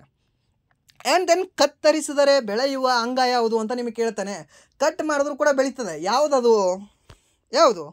ಯಕೃತ್ತು ನಿಮ್ಮ ಲಿವರ್ ಏನಿದೆ ಅಲ್ವಾ, ಈ ಲಿವರ್ ಅನ್ನೋದು ನಮ್ಮ ಲಿವರ್ ಅನ್ನೋದು ಕಟ್ ಮಾಡಿದ್ರೂ ಕೂಡ ಬೆಳೀತದೆ. ಅದಕ್ಕೆ ಇದನ್ನು ಕಟ್ ಮಾಡಿ ಮತ್ತೊಬ್ಬರಿಗೂ ಕೂಡ ನಾವು ದಾನ ಮಾಡ್ಬೋದು. ಲಿವರ್ ದಾನ ಅಂತ ಕರಿತೀವಿ ಅದಕ್ಕೆ. ಓಕೆ, ರಕ್ತದಾನ ಕೂಡ ಮಾಡ್ಬೋದು, ಲಿವರ್ ದಾನ ಕೂಡ ಮಾಡ್ಬೋದು, ಕಣ್ಣಿನ ದಾನ ಮಾಡ್ಬೋದು, ಅದಾದ ನಂತರ ಕಿಡ್ನಿಯ ದಾನ ಮಾಡ್ಬೋದು, ಮತ್ತೆ ಯಾವ್ದು ಮಾಡ್ಬೋದು, ಹೃದಯದ ದಾನ ಮಾಡ್ಬೋದು, ಎಲ್ಲವನ್ನೂ ಕೂಡ ನಾವು ದಾನ ಮಾಡ್ಬೋದು. ಅದರಲ್ಲಿ ಒಂದು ಸ್ಪೆಷಲ್ ದಾನ ಯಾವುದಂದರೆ ಈ ಲಿವರ್ ದಾನ. ಓಕೆ, ಸೊ ಲಿವರನ್ನು ನಾವು ಕಟ್ ಮಾಡಿದ್ರೂ ಕೂಡ ಬೆಳೆಯುವಂತಹ ಒಂದು ಅಂಗವಾಗಿದೆ. ನಮ್ಮ ದೇಹದಲ್ಲಿ ಕಟ್ ಮಾಡಿದ್ರೆ ಒಂದೇ ಒಂದು ಬೆಳೆಯುವ ಅಂಗ ಯಾವುದಂದ್ರೆ ಲಿವರು. ಸರ್ ಇದು ಉಗುರು ಕಟ್ ಮಾಡಿದ್ರೆ ಬೆಳಿತವೆ, ಕೂದಲು ಕಟ್ ಮಾಡಿದ್ರೆ ಬೆಳಿತವೆ, ಅವೆಲ್ಲ ನಮಗೆ ಇದ್ರೆ ಹೆಂಗಂದರೆ ಯೂಸ್ಲೆಸ್ ಅಂಗಗಳವೆಲ್ಲವೂ ಕೂಡ. ಇವಾಗ ಉಗುರು ನಮಗೆ ನೆಸಸರಿನೇ ಇಲ್ಲ. ಓಕೆ, ನಮ್ಮ ಮೂಳೆಯಲ್ಲಿ ಕಂಡುಬರ್ತಕ್ಕಂಥ ಹೊಲಸು ಏನಿದೆ ಅಲ್ವಾ, ಆ ಹೊಲಸು ನಮ್ಮ ಉಗುರಿನ ಮೂಲಕ ಬರ್ತವೆ. ನೋಡಿ ನಂದು ಎಷ್ಟು ಚಂದ ಉಗುರದ ಅಂತ ನೀವೆಲ್ಲ ಹೇಳ್ಕೊತಿರ್ಬೋದು. ಎಷ್ಟು ಜಲ್ದಿ ನಂದು ಉಗುರು ಉದ್ದು ಬರ್ತವೆ ಅಂತ ನೀವೆಲ್ಲ ತಿರ್ಬೋದು ನಿಮ್ಮ ಫ್ರೆಂಡ್ಸ್ ಮುಂದೆ. ಸರಿನಾ, ನೋಡಿ ನಿಂದು ಉಗುರೇ ಬರಲ್ಲ, ನಂದು ಉಗುರು ಎಷ್ಟು ಬರ್ತವೆ ಅಂತೇಳಿ. ಉಗುರದ್ದು ಯಾವ ಒಂದು ಬರಲ್ಲ ಅಲ್ವಾ, ಉಗುರು ಅಥವಾ ನಿಮ್ಮ ನೇಲ್ಸ್ ಯಾರಿಗೆ ಜಾಸ್ತಿ ಬೇಗ ಬರಲ್ಲ ಅಲ್ವಾ, ನೀವು ಹೆಲ್ತಿಯಾಗಿದ್ದೀರಾ. ಸರಿನಾ, ನೀವು ಹೆಲ್ತಿಯಾಗಿದ್ದೀರಾ, ಅದಕ್ಕೆ ನಿಮಗೆ ಉಗುರು ಜಾಸ್ತಿ ಬರಲ್ಲ. ಸೊ ಈ ಉಗುರು ಯಾರಿಗೆ ಜಾಸ್ತಿ ಬರುತ್ತೆ ಗೊತ್ತಾ, ಸೊ ಅವರು ನಿಮ್ಮ ಮೂಳೆಗಳಲ್ಲಿ ಕಲ್ಮಶ ಜಾಸ್ತಿ ಆಗಿರುತ್ತೆ. ಸರಿನಾ, ಅದಕ್ಕೆ ಏನು ಮಾಡುತ್ತೆ, ಆ ಕಲ್ಮಶವನ್ನು ಹೊರಗೆ ಹಾಕೋಕ್ಕೆ ಒಂದು ಮೂಲ ಯಾವುದಂದರೆ ನಿಮ್ಮ ಉಗುರುಗಳು. ಸೊ ಅದಕ್ಕೆ ಹೊರಗಡೆ ಬರುತ್ತೆ ಆ ಉಗುರುಗಳು. ಸರಿಯಾ, ಇದು ಗೊತ್ತಿರಲಿ ನಿಮಗೆ. ಹಾಗೆ ಈ ಹೇರ್ಸು, ಸೊ ಇದು ಕೂಡ ಇದೆ ಅಂದರೆ ಒಂದು ನೆಸಸರಿ ಏನಿಲ್ಲ ನಮ್ಮ ದೇಹಕ್ಕೆ. ನೀವು ಹೇರ್ ಕಟ್ ಮಾಡ್ಕೊಂಡ್ರೆ ಬಾಣಲಿ ಇದ್ದವ್ರು ಏನಾದರೂ ಅವ್ರ ಜೀವನದಲ್ಲಿ ಕಷ್ಟ ನೋಡಿದ್ದೀರಾ? ಬಾಣಲಿ ಅಂತ ಅನಿಸ್ಕೋತಾರೆ. ಓಕೆ, ಬಟ್ ಅದನ್ನು ಬಿಟ್ಟು ಅವ್ರ ಜೀವನದಲ್ಲಿ ಅವರ ದೇಹದಲ್ಲಿ ಏನಾದರೂ ಇಂಬ್ಯಾಲೆನ್ಸ್ ಆಗುತ್ತಾ? ಇಲ್ಲ, ಇಂಬ್ಯಾಲೆನ್ಸ್ ಏನಾಗೋದಿಲ್ಲ. ಸರಿನಾ, ಸೊ ಈ ದೇಹದಲ್ಲಿ ಏನಂದರೆ ಕೆಲವೊಂದು ಬೇಡದೇ ಇರುವ ಅಂಗಗಳಿದ್ದಾವೆ. ಲೈಕ್ ಅಪೆಂಡಿಕ್ಸ್ ಆಗಲಿ, ಲೈಕ್ ನಮ್ಮ ಕೂದಲಾಗಲಿ, ಇದನ್ನು ನಾವು ಅಂಗ ಅಂತಲೇ ಪರಿಗಣಿಸಲ್ಲ, ಬಟ್ ಆದರೂ ಕೂಡ ಹೇಳ್ಬೋದೇನೋ. ಓಕೆ, ಆ್ಯಂಡ್ ದೆನ್ ನೆಕ್ಸ್ಟ್ ಪ್ರಶ್ನೆ ಯಾವುದಿದೆ ಅಂದರೆ, ನಿಮಗೆ ಇನ್ನೊಂದು ಈ ಜ್ಯೂಸ್ ಕುಡಿದ್ರೆ, ಓಕೆ, ಈ ಗೋವಾ ಜ್ಯೂಸ್ ಏನಿದೆ ಅಲ್ವಾ, ಇದು ಜಾಸ್ತಿ ಕುಡಿದ್ರೆ ಯಾವ ಒಂದು ಭಾಗಕ್ಕೆ ಹಾನಿ ಆಗ್ತದೆ ಅಂತ ಕೇಳ್ತಾನೆ. ಇದೇ ಯಕೃತ್ತು, ಇದೇ ಲಿವರ್ ಭಾಗಕ್ಕೆ ಹಾನಿ ಆಗ್ತದೆ. ಸರಿನಾ, ಅದು ಯಾವ ಒಂದು ರೋಗ ಬರುತ್ತೆ ಈ ಯಕೃತ್ತಿಗೆ, ಈ ಲಿವರ್ಗೆ? ಸಿರೋಸಿಸ್ ಎನ್ನುವ ಒಂದು ರೋಗ ಕಂಡುಬರುತ್ತೆ. ಓಕೆ, ಈ ಸಿರೋಸಿಸ್ ಎಂಬ ಒಂದು ರೋಗ ಯಾವುದಕ್ಕೆ ಬರುತ್ತೆ ಅಂದರೆ ಈ ಯಕೃತ್ತಿಗೆ ಬರುತ್ತೆ. ಜಾಸ್ತಿ ಜ್ಯೂಸ್ ಹೊಡೆದಾಗ ಆ ರೋಗ ಬರುತ್ತೆ. ಸೊ ಅದಕ್ಕೆ ಅದು ಕಡು ಕೆಂಪು ಬಣ್ಣದಿಂದ ಹೋಗಿ ಬೇರೆ ಕರಿ ಕಲರ್ ಆಗಿಬಿಡ್ತದೆ. ಓಕೆ, ಫುಲ್ ಹೆಂಗಂದರೆ ಬ್ಲ್ಯಾಕಿಶ್ ಕಲರ್ ಆಗಿಬಿಡ್ತದೆ. ಯಾವುದು ನಿಮ್ಮ ಲಿವರ್ ಏನಾದರೂ ಬ್ಲ್ಯಾಕ್ ಆಗ್ತಿದ್ರೆ ತಿಳ್ಕೊಂಬಿಡಿ, ನಿಮ್ಮ ಲಿವರಿಗೆ ಸಿರೋಸಿಸ್ ಕಾಯಿಲೆ ಬಂದಿರುತ್ತೆ, ನೀವು ಜಾಸ್ತಿ ಜ್ಯೂಸ್ ಹೊಡೆದಿರಾ ಅಂತ ಅದರ ಅರ್ಥ. ಸರಿನಾ, ಸೊ ಅದಕ್ಕೆ ಜ್ಯೂಸ್ ಹೊಡಿತಾ ಇದ್ದರೆ ಕಡಿಮೆ ಮಾಡ್ಕೊಳ್ಳಿ, ಇಫ್ ಹೊಡಿತಾ ಇರಲಿಲ್ಲ ಅಂದರೆ ದಟ್ಸ್ ಬೆಸ್ಟ್, ಹಾಗೆ ಕಂಟಿನ್ಯೂ ಮಾಡಿ. ಓಕೆ, ಆ್ಯಂಡ್ ದೆನ್ ನೆಕ್ಸ್ಟ್ ಪ್ರಶ್ನೆ ಏನಿದೆ ಅಂದರೆ, ದೂರದ ಛಾಯಾಗ್ರಹಣಕ್ಕೆ ಯಾವುದು ಸಹಕಾರಿಯಾಗಿದೆ ಅಂತ ಕೇಳಿದ್ದಾನೆ. ಓಕೆ, ದೂರದ ಛಾಯಾಗ್ರಹಣಕ್ಕೆ ಓಕೆ ಯಾವುದು? ಗೋಚರ ಬೆಳಕು, ಅತಿಗೆಂಪು ಕಿರಣಗಳು, ಹಾಗೆ ಎಕ್ಸ್ರೇ ಕಿರಣಗಳು, ನೇರಳಾತೀತ ಕಿರಣಗಳು. ಸೊ ದೂರದ ಛಾಯಾಗ್ರಹಣಕ್ಕೆ ದೂರದಿಂದ ನಮಗೆ ಯಾವುದೋ ಒಂದು ಕಲರ್ ಕಾಣಬೇಕಪ್ಪ. ಯಾವುದು ಕಿರಣಗಳಿಂದ ಕಾಣಿಸ್ತದೆ, ಯಾವ ರೇಗಳಿಂದ ಕಾಣಿಸ್ತದೆ? Infrared race. Okay, so red ಬಣ್ಣ ಏನಿದೆ ಅಲ್ವಾ, ಈ ಇನ್ಫ್ರಾರೆಡ್ ಏನಿದೆ ಅಲ್ವಾ, ಇದು ಅತಿ ದೂರವಾಗಿ ಕಾಣಿಸುತ್ತೆ. ಅದಕ್ಕೆ ನೀವು ನೋಡಿರ್ಬೋದು ನಿಮ್ಮ ಟ್ರಾಫಿಕ್ ಲೈಟ್ಗಳಲ್ಲಿ ಅತಿ ಹೆಚ್ಚು ನಿಮಗೆ ಬಳಸೋದು ಬಣ್ಣ ಯಾವುದು? ಸ್ಟಾಪ್ ನೀವು ನಿಲ್ಸೋಕ್ಕೆ ರೆಡ್ ಬಣ್ಣ. ಸೊ ಆ ರೆಡ್ ಬಣ್ಣ ಏನಿದೆ ಅಲ್ವಾ, ಅತಿ ಹೆಚ್ಚು ನಿಮಗೆ ಲಾಂಗ್ ವೇವ್ ಹೊಂದಿದೆ. ಸರಿನಾ, ಅತಿ ಹೆಚ್ಚು ದೂರದ ಒಂದು ತರಂಗ ಹೊಂದಿದೆ. ತರಂಗ ದೂರ ಅತಿ ಹೆಚ್ಚು ಯಾವ ಬಣ್ಣ ಹೊಂದಿದೆ ಅಂತ ನಿಮ್ಗೆ ಕೇಳ್ತಾನೆ. ಇದೇ ಕೆಂಪು ಬಣ್ಣ ಹೊಂದಿದೆ. ಸೊ ಅದಕ್ಕೆ ಅತಿ ಕೆಂಪು ಕಿರಣಗಳೇನಿದೆ ಅಲ್ವಾ, ಈ ಇನ್ಫ್ರಾರೆಡ್ ರೇಸ್ ಏನಿದೆ ಅಲ್ವಾ, ಇವು ಕೂಡ ನಿಮಗೆ ಅತಿ ದೂರದ ಛಾಯಾಗ್ರಹಣಕ್ಕೆ ಯೂಸ್ ಆಗ್ತವೆ. ಸರಿನಾ, ಗೊತ್ತಿರಲಿ ನಿಮಗೆ ಕೇಳ್ತಾನೆ. ಬಟ್ ಈ ಗ್ರೀನ್ ಏನಿದೆ, ಗ್ರೀನ್ ಆ್ಯಕ್ಚುಲಾಗಿ ಕಡಿಮೆ ಇದೆ. ಈ ಗ್ರೀನ್ಗಿಂತ ಕಡಿಮೆ ಯಾವುದಿದೆ ಗೊತ್ತಾ ನಿಮಗೆ? ವೈಲೆಟ್ ಇದೆ. ವೈಲೆಟ್ ಆದ ನಂತರ ಇಂಡಿಗೋ ಆದ ನಂತರ ಈ ಬ್ಲೂ ಬರುತ್ತೆ, ಬ್ಲೂ ಆದ ನಂತರ ಗ್ರೀನ್ ಬರುತ್ತೆ, ಗ್ರೀನ್ ಆದ ನಂತರ ಯೆಲ್ಲೋ ಬರುತ್ತೆ, ಯೆಲ್ಲೋ ಆದ ನಂತರ ಆರೆಂಜ್ ಬರುತ್ತೆ, ಆರೆಂಜ್ ಆದ ನಂತರ ನಿಮಗೆ ಬರೋದು ಯಾವುದಂದರೆ ಈ ರೆಡ್ ಕಲರ್ ಬರುತ್ತೆ. ಇವು ಅತಿ ಹೆಚ್ಚು ತರಂಗ ದೂರ ಹೊಂದಿರುವ ಒಂದು ಸೀಕ್ವೆನ್ಸ್ ಲೈನು. ಸರಿನಾ, ಅತಿ ಹೆಚ್ಚು ಯಾವುದು ನಿಮಗೆ ಯಾವ್ದು ಕಂಡುಬರುತ್ತೆ? ಈ ರೆಡ್ ಕಂಡುಬರುತ್ತೆ. ರೆಡ್ ಆದ ನಂತರ ಆರೆಂಜ್ ಕಂಡುಬರುತ್ತೆ, ಆರೆಂಜ್ ಆದ ನಂತರ ನಿಮಗೆ ಯೆಲ್ಲೋ ಕಂಡುಬರುತ್ತೆ, ಯೆಲ್ಲೋ ಆದ ನಂತರ ನಿಮಗೆ ಗ್ರೀನ್ ಕಂಡುಬರುತ್ತೆ, ಗ್ರೀನ್ ಆದ ನಂತರ ನಿಮಗೆ ಬ್ಲೂ ಅಲ್ಲಿ ಕಂಡುಬರುತ್ತೆ, ಬ್ಲೂ ಅಲ್ಲಿ ಆದ ನಂತರ ನಿಮಗೆ ಏನಾದರೂ ಈ ಇಂಡಿಗೋದಲ್ಲಿ. ಓಕೆ, ಇಂಡಿಗೋ ಆದ ನಂತರ ನಿಮಗೆ ಈ ವೈಲೆಟಲ್ಲಿ ಕಂಡುಬರುತ್ತೆ. ಸರಿನಾ, 7 ಬಣ್ಣಗಳು ನಿಮಗೆ ಈ ಕಾಮನ್ ವೀಲ್ನಲ್ಲಿ ಕಂಡುಬರ್ತಕ್ಕಂಥ 7 ಬಣ್ಣಗಳು ಯಾವುದು ಅಂದರೆ ಇದೇ ವಿಬ್ ಗಯಾರ್, VIBGYOR ಅಂತ ನೀವು ಹೇಳ್ಬೋದು. ಅದನ್ನು ಉಲ್ಟಾ ಬರೀಬೇಕಾಗುತ್ತೆ ನಾವು. ಸರಿನಾ, ತರಂಗ ದೂರ ಜಾಸ್ತಿಯಿಂದ ಕಡಿಮೆ ಇದ್ದಾಗ. ಸರಿಯಾ, ಇದು ಗೊತ್ತಿರಲಿ ನಿಮಗೆ. ಹಾಗೆ ನೆಕ್ಸ್ಟ್ ಪ್ರಶ್ನೆ ಏನಿದೆ ಅಂದರೆ, ಪಟಾಕಿಯಲ್ಲಿ ಹಸಿರು ಜ್ವಾಲೆಗೆ ಕಾರಣವಾದ ವಸ್ತುವೇನು ಅಂತ ಕೇಳಿದ್ದಾನೆ. ಇವಾಗ ಪಟಾಕಿ ಹೊಡಿತೀರಾ ನೀವು, ಇವಾಗ ಚೋಟ ಎಲ್ಲ ಹಚ್ತೀರಾ. ಸೊ ಹಚ್ಚಿದಾಗ ಅದಕ್ಕೆ ಹಸಿರು ಜ್ವಾಲೆ ಬರುತ್ತೆ, ಹಸಿರು ಕಲರ್ ಬೆಂಕಿ ಕಾಣಿಸುತ್ತೆ ನಿಮಗೆ. ಏನು ಹಸಿರು ಕಲರ್ ಬೆಂಕಿ? ಹಸಿರು ಕಲರ್ ಬಣ್ಣ ಹಾಕಿರ್ತಾರೆ ಅದರಲ್ಲಿ? ಇಲ್ಲ. ಸೊ ಪಾದರಸ ಇರುತ್ತಾ, ಅದರಲ್ಲಿ ಸೋಡಿಯಂ ಇರುತ್ತಾ, ಪೊಟ್ಯಾಷಿಯಂ ಇರುತ್ತಾ, ಮತ್ತು ಬೇರಿಯಂ ಇರುತ್ತಾ ಅಂತ ಕೇಳಿದ್ರೆ ಅದರಲ್ಲಿ ಬೇರಿಯಂ ಎನ್ನುವ ಒಂದು ಧಾತು ಇರುತ್ತೆ. ಓಕೆ, ಬೇರಿಯಂ ಎನ್ನುವ ಒಂದು ಏನು ಅಂದರೆ ಈ ರಾಸಾಯನಿಕ ಇರುತ್ತೆ. ಸೊ ಆ ಕೆಮಿಕಲ್ನಿಂದ, ಈ ಬೇರಿಯಂ ಎನ್ನುವ ಕೆಮಿಕಲ್ನಿಂದ ಆ ಪಟಾಕಿ ಸಿಡಿದಾಗ ನಿಮಗೆ ಹಸಿರು ಬಣ್ಣದ ಜ್ವಾಲೆ ಕಾಣಿಸುತ್ತೆ. ಹಸಿರು ಬಣ್ಣದ ಜ್ವಾಲೆಗೆ ನಿಮಗೆ ಕಾರಣ ಯಾವುದು ಅಂದರೆ ಈ ಬೇರಿಯಂ ಅನ್ನೋದು. ಓಕೆ, ಬೇರಲ್ಲ, ಬೇರಿಯಂ. ಬೇರು ಗಿಡದಲ್ಲಿರುತ್ತೆ, ಗಿಡ ಕೂಡ ಹಸಿರಾಗಿರುತ್ತೆ. ಸೊ ಅದರ ಬೇರೆ ಏನಾಗಿರುತ್ತೆ, ಬಿಳಿಯಾಗಿರುತ್ತೆ. ಬಟ್ ಆದರೂ ಕೂಡ ಹಸಿರು ಜ್ವಾಲೆ ಕಂಡು ಬರುತ್ತೆ. ಏನೋ ಒಂದು ಹೇಗೆ ನೆನ್ಪಿಟ್ಕೊಳ್ಳಿ. ಓಕೆ, ಹಸಿರು ಜ್ವಾಲೆ ಯಾವುದು ಅಂದರೆ ಬೇರಿಯಂ, ಸರಿನಾ? ಹಾಗೆ ಕೆಂಪು ಬಣ್ಣ ಕಾಣಕ್ಕೆ ಕಂಡುಬರ್ತಕ್ಕಂತಹ ಒಂದು ಕೆಮಿಕಲ್ ಯಾವುದು ಹೇಳ್ಬೋದಾ? ಅದನ್ನೊಂದು ಕಮೆಂಟ್ ಮಾಡಿ ನೋಡೋಣ. ಇಲ್ಲೇ ಇರ್ಬೋದು ಅದು, ಅಥವಾ ಇಲ್ಲಿ ಇರದೇನೂ ಇರ್ಬೋದು. ಹೇಳಿ ಅದನ್ನು. ಆ್ಯಂಡ್ ದೆನ್ ನೆಕ್ಸ್ಟ್, ಇವಾಗ ಗಣಿತದ ಒಂದು 2 ಪ್ರಶ್ನೆಗಳನ್ನ ನೋಡಿಕೊಂಡು, 2 ಪ್ರಶ್ನೆ ಅಥವಾ ಇದು ಒಂದು ಕೊನೆಯ ಪ್ರಶ್ನೆ ನೋಡಿಕೊಂಡು ಬಿಟ್ಬಿಡೋಣ. ಓಕೆ, ಸೊ ಇದೇ ಒಂದು ಕೊನೆಯ ಪ್ರಶ್ನೆ ಇದು. ಸೊ ರಿಮೈನಿಂಗ್ ಗಣಿತ ಪ್ರಶ್ನೆಗಳೇನೆಂದರೆ ನೆಕ್ಸ್ಟ್ ಸೆಷನಲ್ಲಿ ಸಾಲ್ವ್ ಮಾಡೋಣ. ಸೊ ನಿಮಗೆ ಹೇಳ್ತಿದ್ದೀನಿ ಕೇಳಿ.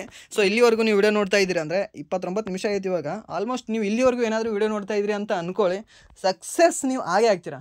ಒಂದೇನು ಗೊತ್ತಾ, ಸೊ ಇಲ್ಲಿವರೆಗೂ ವಿಡಿಯೋ ನೋಡೋರಿಗೆ ಮಾತ್ರ ಹೇಳ್ತಾ ಇರೋದು ಇದು. ಮ್ಯಾಕ್ಸಿಮಮ್ ಇಲ್ಲಿ ಜನ ಇಲ್ಲಿವರೆಗೂ ವಿಡಿಯೋ ನೋಡ್ತಾರೆ ಅಂತ ನೀವು ಅನ್ಕೊಳಕ್ಕೆ ಹೋಗಬೇಡಿ. ಓಕೆ, ಇಲ್ಲಿವರೆಗೂ ವಿಡಿಯೋ ನೋಡಿರೋದಿಲ್ಲ, ಅದು ಬೇಕಾದರೆ 1 ಮಿಲಿಯನ್ ವ್ಯೂಸ್ ಆಗಿರಲಿ, ಅದು ಯಾವುದೋ ಒಂದು ವಿಡಿಯೋ, ಆ ವಿಡಿಯೋನ ಕಂಪ್ಲೀಟಾಗಿ ಎಲ್ಲರೂ ಕೂಡ ನೋಡ್ಕೊಂಡಿರೋದಿಲ್ಲ. ಮ್ಯಾಕ್ಸಿಮಮ್ ಅಂದರೆ ಒಂದು 20% ಮಾತ್ರ ಜನ, ಅದು ಒಂದು ಮ್ಯಾಕ್ಸಿಮಮ್ ಹೋದರೆ ಒಂದು 40% ಜನ ಮಾತ್ರ ನಿಮಗೆ ಆ ವಿಡಿಯೋ ಎಂಡವರೆಗೂ ನೋಡಿರ್ತಾರೆ. ಸರ್ ನನ್ನ ಕಾಂಪಿಟೇಷನ್ ಎಷ್ಟಿದೆ ಅಲ್ಲ, ಬೇಡ. ಓಕೆ, ಸೊ ಅಷ್ಟು ಜನ ಕಾಂಪಿಟೇಷನ್ ಇರೋದಿಲ್ಲ. ಸೊ ನಿಮಗೆ ಹೇಳೋದೇನು ಗೊತ್ತಾ, ಸೊ ನೀವು ಅಗ್ನಿವೀರ್ ಏನಿದೆ, ಅಗ್ನಿವೀರ್ದು ಯಾವುದೇ ಕೋರ್ಸನ್ನು ಯಾವುದೇ ಆ್ಯಪಲ್ಲಿ ಹಾಗೆ ಯಾವುದೇ ವ್ಯಕ್ತಿಗಳ ಹತ್ರ ಯಾವುದೇ ಕೋಚಿಂಗಲ್ಲಿ ಹೋಗಿ ಖರೀದಿ ಮಾಡಬೇಡ್ರಿ. ಓಕೆ, ನಿಮಗೆ 1999, 2999, ಜಸ್ಟ್ 459, ಜಸ್ಟ್ 499, ಜಸ್ಟ್ 999 ಈ ರೀತಿ ಎಲ್ಲ ಆಫರ್ಗಳು ಹಾಕಿ ನಿಮಗೆ ಫಿಕ್ಸ್ ನಿಮಗೆ ಸೆಲೆಕ್ಷನ್ ಆಗುತ್ತೆ. ಹಾಗೆ ಹಿಂಗೆ ಕತೆ ಹೇಳೋರ್ದನ್ನು ನಂಬೇಡಿ. ನಿಮಗೆ ಇನ್ನೊಂದು ಟೆಲಿಗ್ರಾಮಲ್ಲಿ ಇನ್ನೊಂದು ಸ್ಕ್ಯಾಮ್ ಏನು ಗೊತ್ತಾ, ಹ್ಯಾಂಡ್ ರಿಟರ್ನ್ 1000 ಕ್ವಶನ್ ಇದ್ದಾವೆ ಟಾಪಿಕ್ ವೈಸು, ಅದನ್ನು ಕೊಡ್ತೀವಿ. ನೀವು ಇವತ್ತೇ ನೀವು ಕರೆ ಮಾಡಿದ್ರೆ ಯುಗಾದಿಯ ಆಫರ್ ಇದೆ, ನಿಮಗೆ 159 ರೂಪಾಯಲ್ಲಿ ಕೊಡ್ತೀವಿ, 400 ರೂಪಾಯಲ್ಲಿ ಕೊಡ್ತೀವಿ, 200 ರೂಪಾಯಲ್ಲಿ ಕೊಡ್ತೀವಿ. ಈ ರೀತಿ ಸ್ಕ್ಯಾಮ್ಗಳಾಗ್ತಿದ್ದಾವೆ. ಇವುಗಳಲ್ಲಿ ಹೋಗಬೇಡಿ. ಯಾಕೆ ಹೇಳ್ತಾ ಇದ್ದೀನಿ ಸರ್ ನಾನು? ಸರ್ ನಿಮಗೆ ದಾರಿ ತಪ್ಪಿಸೋದು ನನ್ನ ಉದ್ದೇಶ ಅಲ್ಲ, ಅವರಿಗೆ ಲಾಭ ಮಾಡಿಸದೇ ಇರೋದು ಕೂಡ ನನ್ನ ಉದ್ದೇಶ ಅಲ್ಲ. ಓಕೆ, ಬಟ್ ಅದನ್ನು ನಿಮಗೆ ಮೋಸ ಆಗುತ್ತೆ ಅದರಲ್ಲಿ. ಯಾಕೆ? ಇವಾಗ ನೋಡಿ ಸರ್, ಅಗ್ನಿವೀರದಲ್ಲಿ ನೀವು ಜಸ್ಟ್ ತೊಗೊಳ್ಳೋದೆಷ್ಟು 32 ಮಾರ್ಕ್ಸ್ ತೊಗೊಂಡು ಪಾಸ್ ಆಗೋದಿದೆ ಸರ್. ಓಕೆ, ಏನಿಲ್ಲ, ಇವಾಗ ನನ್ನ ವಿಡಿಯೋನ ನೀವು ಕಂಟಿನ್ಯೂ ಆಗಿ ನೀವು ಫಾಲೋ ಮಾಡ್ತಾ ಬನ್ನಿ. ಓಕೆ, ನಿಮಗೆ ಸರ್ಟನ್ ಲ್ಯಾಂಗ್ವೇಜಲ್ಲ, ಸರ್ಟನ್ ನಿಮಗೆ ಏನೋ ನಾಲೆಡ್ಜ್ ಅಲ್ಲ, ನಿಮಗೆ ಜಾಸ್ತಿನೇ ಸಿಗುತ್ತೆ ಅದರಿಂದ. ಓಕೆ, ನಿಮಗೆ ಈ ಅಗ್ನಿವೀರ ನೀವು ವಿಡಿಯೋ ನೋಡ್ತಾ ಇದ್ದೀರಾ, ನೋಡಬೇಡಿ. ಓಕೆ, ಜಸ್ಟ್ ಅಗ್ನಿವೀರ ಅಲ್ಲ, ಈ ನಾನು ಹಿಂದ್ಗಡೆ SSC GD ಕ್ಲಾಸ್ ಮಾಡಿದ್ದೀನಿ. ಓಕೆ, RPF ನೀವು ನೋಡೋದು ಬೇಡ. RPFದು ನಾನು ಒಂದು ಇದನ್ನು ಮಾಡಿದ್ದೀನಿ, ಪ್ಲೇಲಿಸ್ಟ್ ಮಾಡಿದ್ದೀನಿ, ಅದು ನೀವು ನೋಡೋದು ಬೇಡ. ಓಕೆ, ಯಾವುದು SSC GD ಅಂತ SSC ಅಂತ ಒಂದು ಪ್ಲೇಲಿಸ್ಟ್ ಮಾಡಿ ಇಟ್ಟಿದ್ದೀನಿ ನಾನು. ಅದರಲ್ಲಿ SSC GDದು ಎಕ್ಸಾಮ್ ಅನಾಲಿಸಿಸ್ ಮಾಡಿದ್ದೀನಿ. ಆ SSC GD ಎಕ್ಸಾಮ್ ಅನಾಲಿಸಿಸ್ ಏನಿದೆ ಅಲ್ವಾ, ಅದನ್ನು ಒಂದು ಸರಿ ನೀವು ವಿಡಿಯೋ ನೋಡ್ಕೊಂಬೇಡಿ ಎಲ್ಲವೂ ಕೂಡ, ಸರಿನಾ? ಹಾಗೆ ಈ ಕ್ಲಾಸನ್ನು ನೀವು ಡೈಲಿ ಕಂಟಿನ್ಯೂ ಮಾನಿಟರ್ ಮಾಡ್ಕೊತ ಬನ್ನಿ. ಹಾಗೆ ಇನ್ನೂ ಎಷ್ಟೋ ಜನ ಯೂಟ್ಯೂಬಲ್ಲಿ ಚೆನ್ನಾಗಿರೋರು ಇದ್ರೆ ನಿಮ್ಗೆ ಹೇಳ್ತಾರೆ. ಓಕೆ, ಹಳೆ ಕ್ವಶನ್ ಪೇಪರ್ ಸಾಲ್ವ್ ಮಾಡ್ತಾ ಇರ್ತಾರೆ, ಇಲ್ಲಾಂದರೆ ಬೇರೆ ಇವಾಗ SSC ರಿಲೇಟೆಡ್ ಸಾಲ್ವ್ ಮಾಡ್ತಾ ಇರ್ತಾರೆ. ಇವಾಗ SSC MTS ಆಗಲಿ, SSC GD ಆಗಲಿ, ಸರಿನಾ? ಅವುಗಳನ್ನು ನೋಡ್ಕೊಳ್ಳಿ ಫ್ರೀಯಾಗಿ. ನೀವು ಏನಿಲ್ಲ ಅಂದರೆ 32 ಅಲ್ಲ ರೀ ಹೇಳ್ತಿದ್ದೀನಿ, ನೀವು 70 ಮಾರ್ಕ್ಸ್ ಸುಮ್ಮನೆ ತೊಗೋಬೋದು. ಸರ್ ನಾನು ಮಾಡ್ತೀನಿ ಅಂತ ಅನ್ನೋರು 70 ಮಾರ್ಕ್ಸ್ ಸುಮ್ಮನೆ ತೊಗೋಬೋದು. ಸರ್ ಮಾಡಬಹುದೇನೋ ಡೌಟ್ ಇದೆ ಸರ್, ಓಕೆ, ನೀವು ಒಂದು 50 ಮಾರ್ಕ್ಸ್ ತೊಗೋಬೋದು. ಸರ್ ನಾನು ಮಾಡೋಕ್ಕೆ ಆಗಲ್ಲ, ಬಟ್ ಆದ್ರೂ ಏನೋ ಆಗಲಿ ನೀವು ಹೇಳಿರಂತ ನಾನು ವಿಡಿಯೋ ನೋಡ್ತೀನಿ. ನೀವು 35+ ನೀವು ತೊಗೊಂಡೇ ತೊಗೋತೀರಾ. ಓಕೆ, ಇದನ್ನು ಮಾತ್ರ ನಾನು ಹೇಗೆ ಅಂದರೆ ಶೋರ್ ಹೇಳ್ಕೊಡ್ತೀನಿ. ಓಕೆ, ಯಾಕೆಂದರೆ ನೀವು ಮ್ಯಾಥ್ಸಲ್ಲೇ ಪಾಸ್ ಆಗ್ಬೋದು ರೀ. ಓಕೆ, ಮ್ಯಾಥ್ಸಲ್ಲೇ ಪಾಸ್ ಆಗ್ಬೋದು. ನೀವೇನು 32 ಮಾರ್ಕ್ಸ್ ಇದೆಯಲ್ಲ, ಮ್ಯಾಥ್ಸಲ್ಲೇ ತೊಗೋಬೋದು, ಇಲ್ಲಾಂದರೆ ಜಸ್ಟ್ ಯಾವುದು ಈ GKದಲ್ಲೇ ತೊಗೋಬೋದು. ಸರಿಯಾ? ಇದನ್ನು ಮಾತ್ರ ನೀವು ತಲೆ ಇಟ್ಕೊಳ್ಳಿ. ಯಾವುದೇ ಕಾರಣಕ್ಕೆ ಕೂಡ ನಾನು 2000 ಹೋದೆ, 2000 ಅಲ್ಲ, ಅಷ್ಟೇ ಅಲ್ಲ, ಏನು ಹೇಳ್ಕೊಡಲ್ಲ ನಿಮಗೆ. ಓಕೆ, ಬೇಸಿಕ್ ಏನಿರುತ್ತೆ ಅಲ್ವಾ, ಇದೇ ಟಾಪಿಕಲ್ಲೇ ಹೇಳ್ಕೊಡ್ಬೇಕಲ್ವಾ. ಕ್ವಶನ್ ಈಸಿ ಕೇಳ್ತಾ ಇದ್ದೇನೆ ಅಂದರೆ ನೀವೇ ಸುಮ್ಮನೆ ವೇಸ್ಟ್ ಮಾಡ್ಕೋತೀರಾ ದುಡ್ಡನ್ನು ಅಲ್ವಾ? ಇವಾಗ ಫೈನಲಿ ನೆನ್ಪಿಟ್ಕೊಳ್ಳೋದು ನಿಮ್ಮ ಮೇಲೆ ಇರುತ್ತೆ. ಅವರೇ ಯಾರು ಕೂಡ ಯಾವ ಕೋಚಿಂಗ್ ಇನ್ಸ್ಟಿಟ್ಯೂಟ್ ಆಗಲಿ, ಇವಾಗ ನಾನೇ ಏನಾದರೂ ನಿಮಗೆ ದುಡ್ಡು ತೊಗೋತಿದ್ದೀನಿ ಅಂತ ಅಂದ್ಕೊಳ್ಳಿ. ಓಕೆ, ಇಫ್ ಏನಾದರೂ ಸರ್ಟನ್ ಇನ್ ಫ್ಯೂಚರಲ್ಲಿ ನಾನೊಂದು ಸರ್ಟನ್ ಒಂದು ಬ್ಯಾಚ್ ಆರಂಭ ಮಾಡ್ತಾಯಿದ್ದೀನಿ, ಅದಕ್ಕೆ ಒಂದು 100 ರೂಪಾಯಿ ಅಂತ ನಾನೇನಾದರೂ ಮಾಡಿದ್ರೆ ನಾನು ದುಡ್ಡಿಗೆ ಆಸೆ ಬಿದ್ದಿದ್ದೀನಿ ಅಂತ ಅದ್ರ ಮೊದಲ ಅರ್ಥ, ಸರಿನಾ? ಇನ್ನೊಂದೇನು ಅಂದರೆ ನಿಮಗೆ ನಾನು ಮೋಸ ಮಾಡೋಕ್ಕೆ ನಾನು ಸ್ಟಾರ್ಟ್ ಮಾಡಿದ್ದೀನಿ ಅಂತ ಅದರ ಅರ್ಥ, ಸರಿನಾ? ಯಾಕೆ? It's not a business. ಇದು ನನಗಿದು ಹಾವಿ, ಬಟ್ ಕೆಲವರಿಗೆ ಇದು ಹೇಗೆ ಅಂದರೆ ಬಿಸ್ನೆಸ್ ಆಗಿರ್ಬೋದು. ಮ್ಯಾಕ್ಸಿಮಮ್ ಜನರಿಗೆ ಬಿಸ್ನೆಸ್ ಇದೆ. ಬಟ್ ಏನಂದರೆ ಕೆಲವೊಂದನ್ನು ಇವಾಗ ನೀವು UPSCನ ತೊಗೋತಿದ್ರಾ, ಓಕೆ, ಅಲ್ಲಿ ನೀವು ಹೇಗೆ ಅಂದರೆ ಸೆಲ್ಫ್ ಸ್ಟಡಿನೂ ಮಾಡ್ಬೋದು. ಬಟ್ ಸೆಲ್ಫ್ ಸ್ಟಡಿಗಿಂತ ಕೆಲವೊಬ್ಬರದು ಗೈಡೆನ್ಸ್ ನಿಮಗೆ ಇಂಪಾರ್ಟೆಂಟ್ ಆಗುತ್ತೆ. ಸೊ ಗೈಡೆನ್ಸ್ ಯಾವನು ಕೂಡ ಫ್ರೀ ಆಗಿ ಕೊಡೋದಿಲ್ಲ. ಸೊ ಅದಕ್ಕೆ ನೀವು ಒಂದು ಕೋಚಿಂಗ್ ಇನ್ಸ್ಟಿಟ್ಯೂಟ್ ಜಾಯ್ನ್ ಆಗಲೇಬೇಕಾಗುತ್ತೆ. ಸೊ ಅಲ್ಲಿ ನೀವು ಕೊಡ್ಬೋದೇನೋ. ಬಟ್ ಇದು ಈಸಿಯಾಗಿದೆ ಅಲ್ರಿ, ಸಿಲೆಬಸ್ ಈಸಿಯಾಗಿದೆ. ಸೊ ಅಗ್ನಿವೀರ್ ನೀವು ಇದಕ್ಕೆ ನೀವು ಕಟ್ ಆಫ್ ಅಂತ ಇಲ್ಲ ನಿಮಗೆ. ಸೊ ಕಟ್ ಆಫ್ ಅವನೇ ಹೇಳಿದ್ದಾನೆ 32 ತೊಗೊಂಡ್ರೆ ನೀವು ಪಾಸಪ್ಪ, ಒಟ್ಟಿನಲ್ಲಿ ಬಾ ನೀವು ಹೊರಗೆ ಅಂತ ಹೇಳ್ತಾನೆ, ಸರಿನಾ? ಸೊ ಅದಕ್ಕೆ ಹೇಳ್ತಾ ಇದ್ದೀನಿ ಅಷ್ಟೇ. ಓಕೆ, ಇವೆಲ್ಲವೂ ಕೂಡ ಜಾಸ್ತಿ ಏನು ಹೇಳ್ಬೇಕಂತ ಇಲ್ಲ, ನಿಮ್ಗೆ ಗೊತ್ತಿರುತ್ತೆ. ಸೊ ಇಲ್ಲಿ ಕೊನೆಯ ಪ್ರಶ್ನೆ ಒಂದು ನೋಡ್ಬಿಡೋಣ ಬನ್ನಿ. ಯಾವುದು? ಈ ಆಯತಾಕಾರದ ಮೈದಾನದ ವಿಸ್ತೀರ್ಣವು 12,500 ಮೀಟರ್ ಸ್ಕ್ವೇರ್ ಆಗಿದೆ. ಅದರ ಉದ್ದ 125 ಮೀಟರ್ ಆಗಿದೆ. ಅದರ ಸುತ್ತಳತೆ ಎಷ್ಟು ಅಂತ ಕೇಳಿದ್ದಾನೆ. ಓಕೆ, ಏನು ಕೇಳಿದ್ದಾನೆ? ಅದರದ್ದು ವಿಸ್ತೀರ್ಣ ಕೊಟ್ಟಿದ್ದಾನೆ. ಓಕೆ, ಒಂದು ಆಯತದ ವಿಸ್ತೀರ್ಣ ಕೊಟ್ಟಿದ್ದಾನೆ. ವಿಸ್ತೀರ್ಣ ಏನಾಗುತ್ತೆ, ಎ ಇಂಟು ಬಿ ಈಕ್ವಲ್ಸ್ ಅದ್ರದ್ದು ಏರಿಯಾ ಆಗುತ್ತೆ. ಓಕೆ, ಏರಿಯಾ ಆಗುತ್ತೆ. ಸೊ ಈಗ ಏರಿಯಾ ಏನು ಕೊಟ್ಟಿದ್ದಾನೆ, ಏರಿಯಾ ಕೊಟ್ಟಿದ್ದಾನೆ ಆಲ್ರೆಡಿ ಅವನೇ 12,000 ಓಕೆ 12,500 ಅಂತ ಸರಿನಾ ಕೊಟ್ಟಿದ್ದಾನೆ. ಹಾಗೆ ಅದ್ರ ಉದ್ದ ಎಷ್ಟು ಕೊಟ್ಟಿದ್ದಾನೆ, ಎ ಎಷ್ಟು ಕೊಟ್ಟಿದ್ದಾನೆ, 125 ಕೊಟ್ಟಿದ್ದಾನೆ ಸರಿನಾ, 125 ಕೊಟ್ಟಿದ್ದಾನೆ. ಓಕೆ, ಇವಾಗ ಬಿ ಬೇಕು ನನಗೆ. ಸೊ ಬಿ ಬೇಕಂದ್ರೆ ಏನು ಮಾಡ್ತೀನಿ, ಈ ಎ ಇರೋದನ್ನ ಇದ್ರ ಕೆಳಗಡೆ ಹಾಕ್ತೀನಿ, ಮೀನ್ಸ್ 125 ಇದ್ರ ಕೆಳಗಡೆ ಹಾಕ್ತೀನಿ. 125 ಒಂದಲೇ 125 ಒಂದಲೇ 2 0ಗೆ 2 0 ಇಟ್ಬಿಡಿ. ಮೀನ್ಸ್ ಈ ಬ್ರೆಡ್ತ್ ಎಷ್ಟಾಯಿತು, 100 ಆಯಿತು. ಸೊ ಮೀನ್ಸ್ ಇವಾಗ ಲೆಂತ್ ಎಷ್ಟಾಗಿದೆ, 125 ಆಗಿದ್ರೆ ಬ್ರೆಡ್ತ್ ಎಷ್ಟಾಗುತ್ತೆ ನಿಮಗೆ, 100 ಆಗುತ್ತೆ. 125 ಉದ್ದ 100 ಆಗಲ್ಲ ಸರಿನಾ. ಬಟ್ ಅಲ್ಲಿ ಅವನು ಏನು ಕೇಳಿದ್ದಾನೆ, ಅವ್ನು ಏರಿಯಾ ಕೇಳಿದಾನ ಅಥವಾ ಉದ್ದ ಕೇಳಿದಾನ, ಉದ್ದ ಕೇಳಿಲ್ಲ. ಉದ್ದ ಕೇಳಿದ್ರೆ 100 ಆಗಿರ್ತಿತ್ತು, 100 ಇಲ್ಲ, ಆಪ್ಷನೇ ಇಲ್ಲ. ಬಟ್ ಅವನೇನು ಕೇಳಿದಾನೆ, ಸುತ್ತಳತೆ ಕೇಳಿದಾನೆ. ಸುತ್ತಳತೆ ಅಂದರೆ ಈ 4 ಬಾಹುವಿನ ಉದ್ದ, ಇದ್ರದ್ದು 125 ಓಕೆ, ಇದ್ರ 100 ಆಯ್ತು ಓಕೆ. ಬಟ್ ಇಲ್ಲಿ 100 ಬೇಕಲ್ಲ, ಯಾಕಂದರೆ ಇದು ಕೂಡ ಅಪೋಸಿಟ್ ಇದೆ ಅಂದರೆ ಸೇಮ್ ಇರಬೇಕು ತಾನೆ. ಸೊ ಇದು 100 ಇರುತ್ತೆ, ಇಲ್ಲಿ 125 ಇರುತ್ತೆ ಸರಿನಾ, ಯಾಕಂದರೆ ಇದ್ರ ಅಪೋಸಿಟು. ಸೊ ಕೂಡಿಸ್ಬಿಡಿ ಅಲ್ಲ, ಸಿಂಪಲ್. 100 100 200 200 ಪ್ಲಸ್ 125 ಎಷ್ಟಾಗುತ್ತೆ, 325. 325 ಪ್ಲಸ್ 25 ಎಷ್ಟಾಗುತ್ತೆ, 350 ಪ್ಲಸ್ 100 ಎಷ್ಟಾಗುತ್ತೆ, 400 ಆಗುತ್ತೆ. ಸೊ ಇದಕ್ಕೆ ಸರಿಯಾದ ಉತ್ತರ ಎಷ್ಟಾಗುತ್ತೆ, 400 ಅನ್ನೋದು ಇದಕ್ಕೆ ಸರಿಯಾದ ಉತ್ತರ ಆಗುತ್ತೆ. ಆಪ್ಷನ್ ಡಿ ಇರುತ್ತೆ ನೋಡಿ. ಓಕೆ ಸಾರಿ, 450 ಇದೆಯಾ, ಎಲ್ಲಿ ಮಿಸ್ ಮಾಡಿದ್ವಿ. ಓಕೆ 125 125 100 100 ಓಕೆ, ಇಲ್ಲೇ ಮಿಸ್ ಮಾಡಿದ್ದೀವಿ. ಓಕೆ, 125 ಪ್ಲಸ್ 125 ಎಷ್ಟಾಗುತ್ತೆ ಅಂದರೆ ನಿಮಗೆ 250 ಆಗುತ್ತೆ ಸರಿನಾ, 250 ಆಗುತ್ತೆ. 250 ಪ್ಲಸ್ 100 ಎಷ್ಟಾಗುತ್ತೆ, 350. 350 ಪ್ಲಸ್ ಎಷ್ಟಾಗುತ್ತೆ ಅಂದರೆ 450 ಆಗುತ್ತೆ. ಸೊ ಇದು ಸರಿಯಾದ ಉತ್ತರ ಎಷ್ಟಾಗುತ್ತೆ ಅಂದರೆ 450 ಅದರದ ಸುತ್ತಳತೆ ಆಗುತ್ತೆ ಸರಿನಾ. ಸೊ ಸಿಂಪಲ್ ಏನಿಲ್ಲ, ಅವನು ಒಂದು ನಿಮಗೆ ಏರಿಯಾ ಕೊಟ್ಟಿರ್ತಾನೆ, ಒಂದು ಲೆಂತ್ ಕೊಟ್ಟಿರ್ತಾನೆ, ಇನ್ನೊಂದು ಕಂಡಿಡಿ ಅಂತ ಹೇಳ್ತಾನೆ. ಇಲ್ಲಾಂದರೆ ಎರಡೂ ಕೂಡ ಲೆಂತ್ ಮತ್ತು ಬ್ರೆಡ್ತ್ ಕೊಟ್ಟಿರ್ತಾನೆ ನಿಮಗೆ, ಉದ್ದ ಮತ್ತು ಅಗಲ. ನಿಮಗೆ ಏರಿಯಾ ಕಂಡಿಡಿ ಅಂತ ಹೇಳ್ತಾನೆ, ಇಲ್ಲಾಂದರೆ ಸುತ್ತಳತೆ ಕಂಡಿಡಿ ಅಂತ ಹೇಳ್ತಾನೆ. ಇವಾಗ ಏನಾದರೂ ಸುತ್ತಳತೆ ಅಂತ ಕೇಳಿದ್ರೆ ಏನಿಲ್ಲ, ಈ 4 ಬಾಹು ಇದ್ರೆ ನೀವು ಮೆಜರ್ ಮಾಡಿ ಹಾಕಬೇಕು. ಏನಾದರೂ ಏರಿಯಾ ಕೇಳಿದ್ರೆ ಏನಿಲ್ಲ, ಅದು ಉದ್ದ ಇಂಟು ಅಗಲ ಹಾಕಿಬಿಡಬೇಕು. ಉದ್ದ ಇಂಟು ಅಗಲ ಮಾಡಿದ್ರೆ ನಿಮಗೆ ಏರಿಯಾ ಕಂಡು ಬರುತ್ತೆ ಸರಿನಾ. ಇದು ಸಿಂಪಲ್ ಕ್ವಶನ್. ಈ ಕ್ವಶನ್ ಮೇಲೆ ನಿಮಗೆ ಮಿನಿಮಮ್ ಅಂದ್ರೆ ಒಂದು ಕ್ವಶನ್ ಕೇಳ್ತಾನೆ. ಸೊ ಫಿಕ್ಸ್ ನಿಮಗೆ 2 ಮಾರ್ಕ್ಸು ಬಂದೇ ಬರುತ್ತೆ ಸರಿನಾ. ಇದು ಗೊತ್ತಿರಲಿ ನಿಮಗೆ ಕೇಳ್ಬೋದು. ಆ್ಯಂಡ್ ದೆನ್ ಇದಾಗಿತ್ತು ಇಲ್ಲಿ ಅವರಿಗೆ ಈ ಅಗ್ನಿವೀರ ಪ್ರಶ್ನೆ ಪತ್ರಿಕೆಯ ಮಾದರಿ ಪ್ರಶ್ನೆ ಪತ್ರಿಕೆ ಅನಾಲಿಸಿಸು. ಇಲ್ಲಿವರೆಗೂ ವಿಡಿಯೋ ನೋಡೋದಕ್ಕೆ ಫಸ್ಟ್ ಆಫ್ ಆಲ್ ಧನ್ಯವಾದಗಳು. ಹಾಗೆ ಇಲ್ಲಿವರೆಗೂ ವಿಡಿಯೋ ನೋಡಿ, ವಿಡಿಯೋ ಇಷ್ಟ ಆಗಿದ್ರೆ ಲೈಕ್ ಮಾಡಿ, ಸಬ್ಸ್ಕ್ರೈಬ್ ಮಾಡಿ. ಇನ್ನೊಂದು ಹೇಳ್ತಾ ಇದ್ದೀನಿ, ಯಾರಿಗಾದರೂ ಏನಾದರೂ ಡೌಟ್ಸ್ ಇದ್ದರೆ ಏನಾದರೂ ಇದ್ದರೆ ನೀವು ಟೆಲಿಗ್ರಾಮ್ ಗ್ರೂಪ್ಗೆ ಜಾಯ್ನ್ ಆಗಿ. ಅಲ್ಲಿ ಡಿಸ್ಕ್ರಿಪ್ಷನಲ್ಲಿ ನಂದು ಲಿಂಕ್ ಕೊಟ್ಟಿದ್ದೀನಿ. ಓಕೆ, ಡಿಸ್ಕ್ರಿಪ್ಷನಲ್ಲಿ ಟೆಲಿಗ್ರಾಮ್ ಚಾನಲ್ದು ಡಿಸ್ಕ್ರಿಪ್ಷನಲ್ಲಿ ನಂದು ಚಾಟ್ಲು ಲಿಂಕ್ ಕೊಟ್ಟಿರ್ತೀನಿ ಸರಿನಾ. ಸೊ ಅಲ್ಲಿ ನೀವು ಬಂದು ನನಗೆ ಟೆಕ್ಸ್ಟ್ ಮಾಡಿ, ನನಗೇನಾದರೂ ಕೇಳಿ. ಇಫ್ ಎನಿ ಟೈಮ್ ನೀವು ನನಗೆ ಮೆಸೇಜ್ ಮಾಡಿ, ಟೆಕ್ಸ್ಟ್ ಮಾಡಿ, ನಾನು ನಿಮಗೆ ಹೇಳ್ತೀನಿ. ನಿಮಗೆ ಸೊಲ್ಯೂಷನ್ ಕೊಡೋದಾದರೆ ಸೊಲ್ಯೂಷನ್ ಕೊಡ್ತೀನಿ. ಅದಕ್ಕೆ ನಿಮಗೆ ಏನಾದರೂ ಡೌಟ್ ಇದ್ದರೆ ಕ್ಲಿಯರ್ ಮಾಡ್ತೀನಿ. ನಿಮ್ಗೆ ಏನಾದರೂ ನೋಟ್ಸ್ ಬೇಕಾಗಿದ್ದರೆ ಸಮ್ ನೋಟ್ಸ್ ನನ್ನ ಹತ್ರ ಯಾವುದಿರುತ್ತೆ ಅವೈಲೇಬಲ್ ಇರುತ್ತೆ, ಅದನ್ನು ನಾನು ನಿಮಗೆ ಪ್ರೊವೈಡ್ ಮಾಡ್ತೀನಿ ಅಂತ ಹೇಳ್ತಾ ವಿಡಿಯೋನ ಎಂಡ್ ಮಾಡ್ತಾ ಇದ್ದೀನಿ. Once again thank you so much.